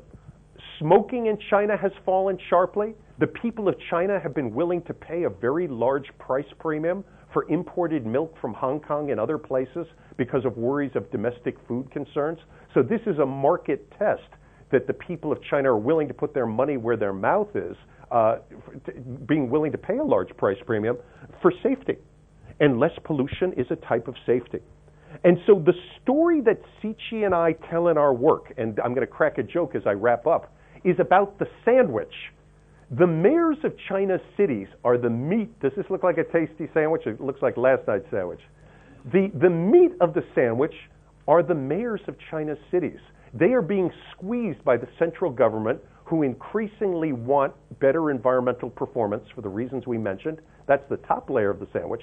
The bottom layer of the sandwich is the public, who increasingly are expressing their outrage, they're protesting dirty factories, and they're demanding improved environmental quality. And that creates accountability for local government officials who want to be promoted and want to be celebrated. And so this is our argument for how self-interested mayors, the meat of this sandwich, are being incentivized to tackle blue sky issues.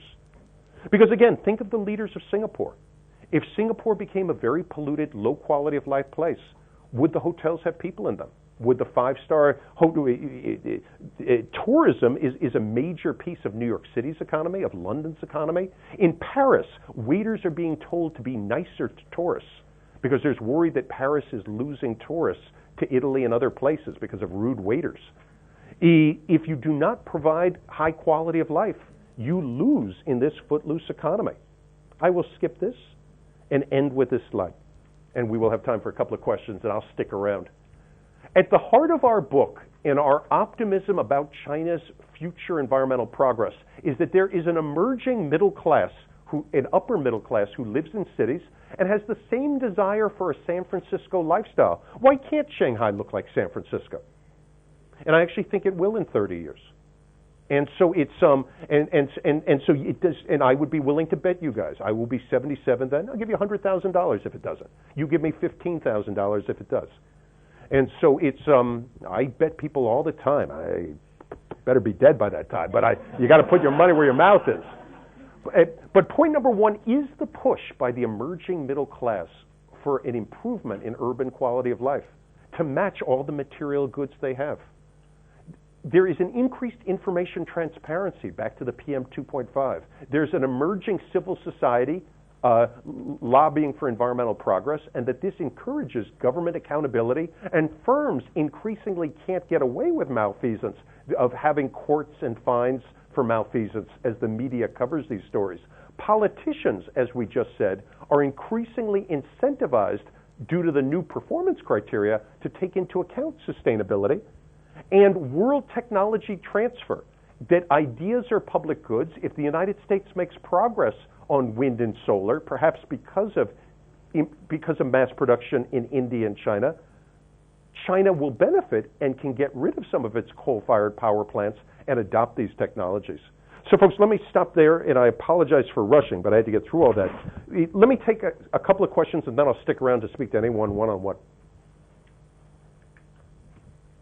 Yes? I don't agree with your second point, the human motivation behind the central government's green push. Yeah. Actually, now the China's generation capacity is enough. There's no power shortage. Yeah, the power shortage last time is the cost of the political game, because power generation capacity is enough and the coal is also enough. But because the coal price is too high and the electricity price is too low, these coal power generation factories, they don't want to generate enough electricity to push the government to raise the power tariff. Yeah, this is the news from China, and so it is different from the information you give them. So it is possible you are right. I should say that this second point is not. Sichi and I have never worked on this point. These 2 points, I heard what you said. Sichi and I have been most locked into 1, 3, and 4. We grabbed this from this woman, Boyd. But you could be right. It's, maybe a result of too high foreign dependency for foreign oil. yes. So that's what I should have said. So would you agree with the following? China is currently importing oil, and many of its cars run on foreign oil in the name of not being held up by a Russia or by OPEC. It wants its cars more energy efficient. So that's what I should have said. Thank you. Yes.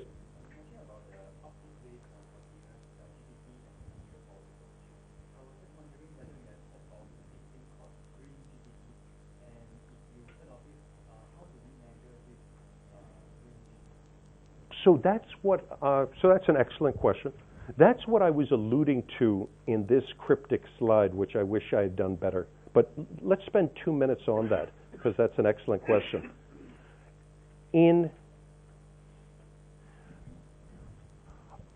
So he asked me, I know he knows what green GDP is, but I want to define it. Folks, I didn't state the second bullet point. Let's do an example. Suppose that someone in China made this cup, and suppose I value this cup at $3. Does everyone see my $3 cup?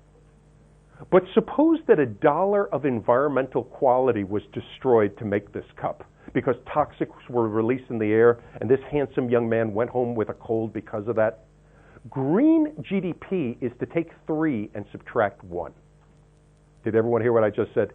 Green GDP is to take GDP and subtract off the environmental damage that was caused to create the value added. So I'll do this again, since I think this could be a teachable moment. If China creates a $3 cup that it sells to the ugly American for $3, it has raised its GDP by $3.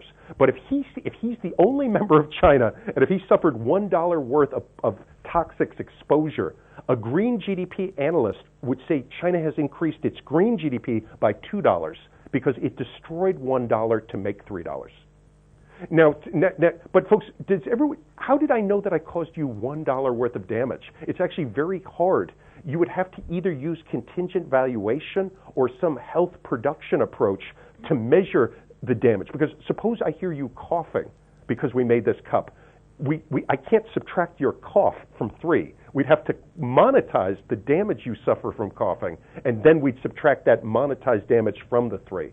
And so while green GDP is a very important idea, it's very hard to actually do because you have to calculate for a steel factory that produces output, you have to calculate what's the total externality damage created from that and turn that into dollars, because you can only add apples and apples. You can only, if steel production's profit is measured in dollars, you can only subtract from that dollar damage.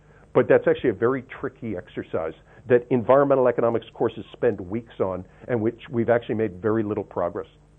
Folks, let me take one more question, because I've exhausted everyone tonight, but I'm going to stick around, can be here till midnight with everyone, since I'm not going to go out for dinner tonight. Last night went out with the professor till 1 a.m. I did not know, I should have just stayed with the students. I did not know we were heading out till 1. Too old for that. It was not, wait, I will not name names, but it was not that gentleman or this gentleman. Folks, one last question. Yes, wait, I'll take both, yes. Hi, I Yes. countries with car-friendly culture.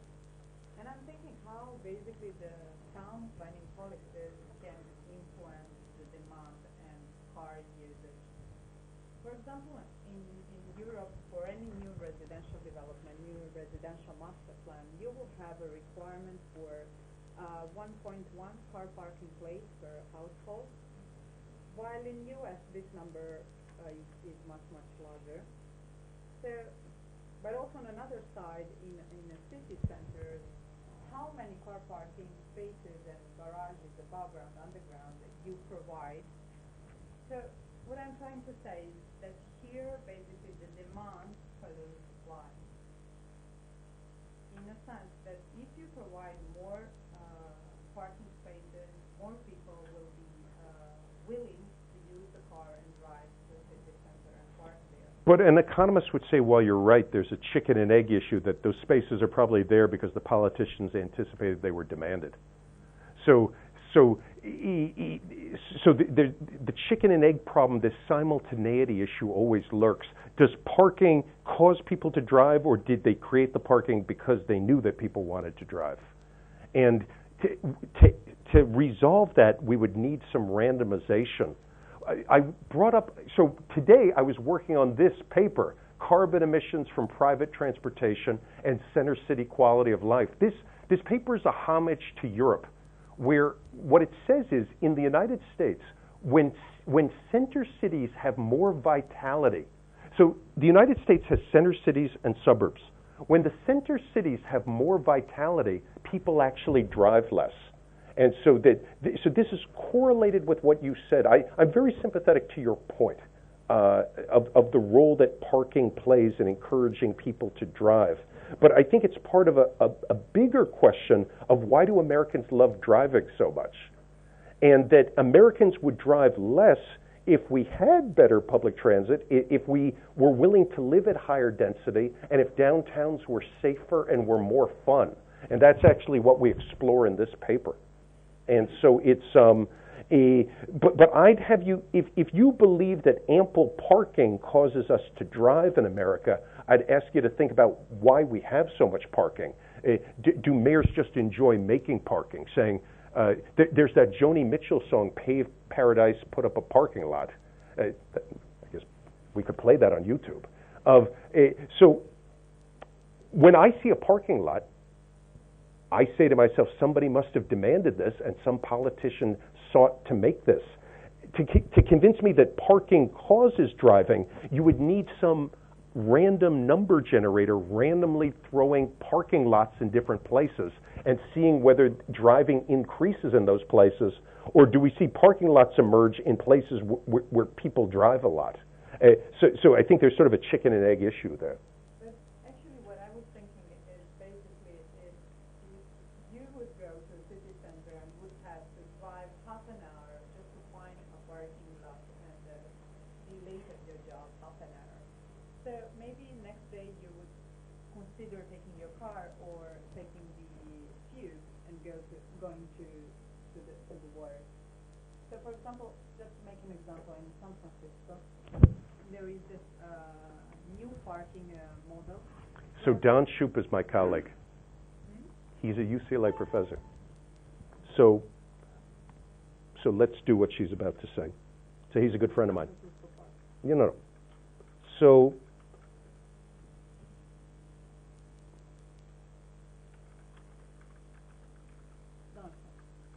no, I read minds. I've read everything on the planet.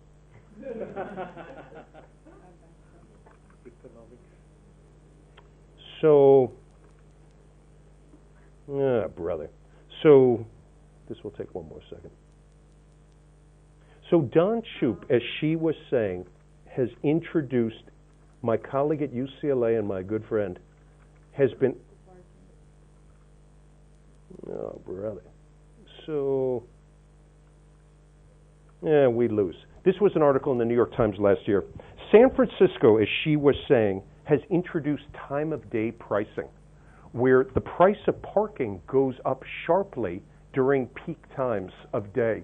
And this is leading people to use public transit during those times. And so we need the New York Times article.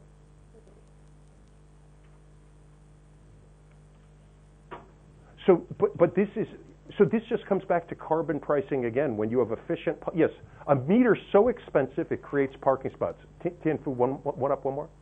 No, down one more, please. This one. So this is just. So folks, we talked about carbon taxes in our first hour. If we introduce carbon taxes, we get efficient use of resources. Shoup's point is parking meters are too cheap during rush hour, and so demand for them exceeds supply, and this leads to crowded streets, congestion, and pollution. As she just said, San Francisco has introduced a field experiment where the price of parking meters goes up at rush hour. As demand goes up, if you have a fixed amount of supply, let prices rise up to $4.50 an hour. So in the United States, parking is usually a quarter per hour. They're letting prices jump to $6 an hour, and as she said, that nudges people to use public transit or to not commute at those hours. And so this is using just standard microeconomics of putting a price on the scarce resource. And so she's right. Americans would drive less if you price the externality. Raise the price of gas, raise the price of parking. So this is standard. That's what we discussed in the first hour. But folks, is this a free lunch? Why haven't Americans adopted this policy if it's so good? They don't want to pay the tax. And so people want a free lunch, but there's no free lunch. And so there's a fascinating political issue. San Francisco adopted this public policy 2 years ago because they were going broke. Many U.S. cities have huge budget deficits, and they were looking for new sources of revenue. And so they turned to economists, and Don Shoup, my UCLA colleague, said, why don't you price parking to reflect true scarcity? And so this is an interesting example. Here's one of these meters. Where is my colleague Shoup? He doesn't. Oh, here he is. This program is the biggest test yet of the theories of Donald Shoup, a professor at UCLA and a friend of Matthew Kahn. His 2005 book, The High Cost of Free Parking, made him something of a cult figure to city planners. I think the basic idea is that we will see a lot of benefits if we get the price of curbside parking right, which is the lowest price a city can charge, and still have some vacant spots available on every block. And so, but raising prices is rarely popular. And so there's an interesting question. When are cities willing to adopt economist ideas? She's absolutely right. If you introduce incentives, you can change people's behavior. But it's a political question of when are you able to implement these. But this is UCLA thinkers at work. So yes, I am aware of this stuff. But are the people aware? Here's my hope. When San Francisco is the guinea pig running an experiment like this and showing that it's a success, but San Francisco is a rich liberal place, will other cities like Milwaukee, Wisconsin, or Dallas, Texas mimic? Or will they say, oh, those San Francisco people are weird, it won't work here, it's unfair to poor people? And so that's the test of the guinea pig idea. But this is a green real estate policy that if you were to price parking appropriately, cities don't have to have so much parking. There'd be less need for aggregate spots if you charged a higher price at peak hours, and more people would substitute to public transit. But unfortunately, as one of our themes today is that the politicians don't always listen to the economists. But maybe in China, maybe the leaders will. Maybe there'll be a greater pursuit of efficiency there. But folks, let's call it a night, and I will stick around to talk to folks.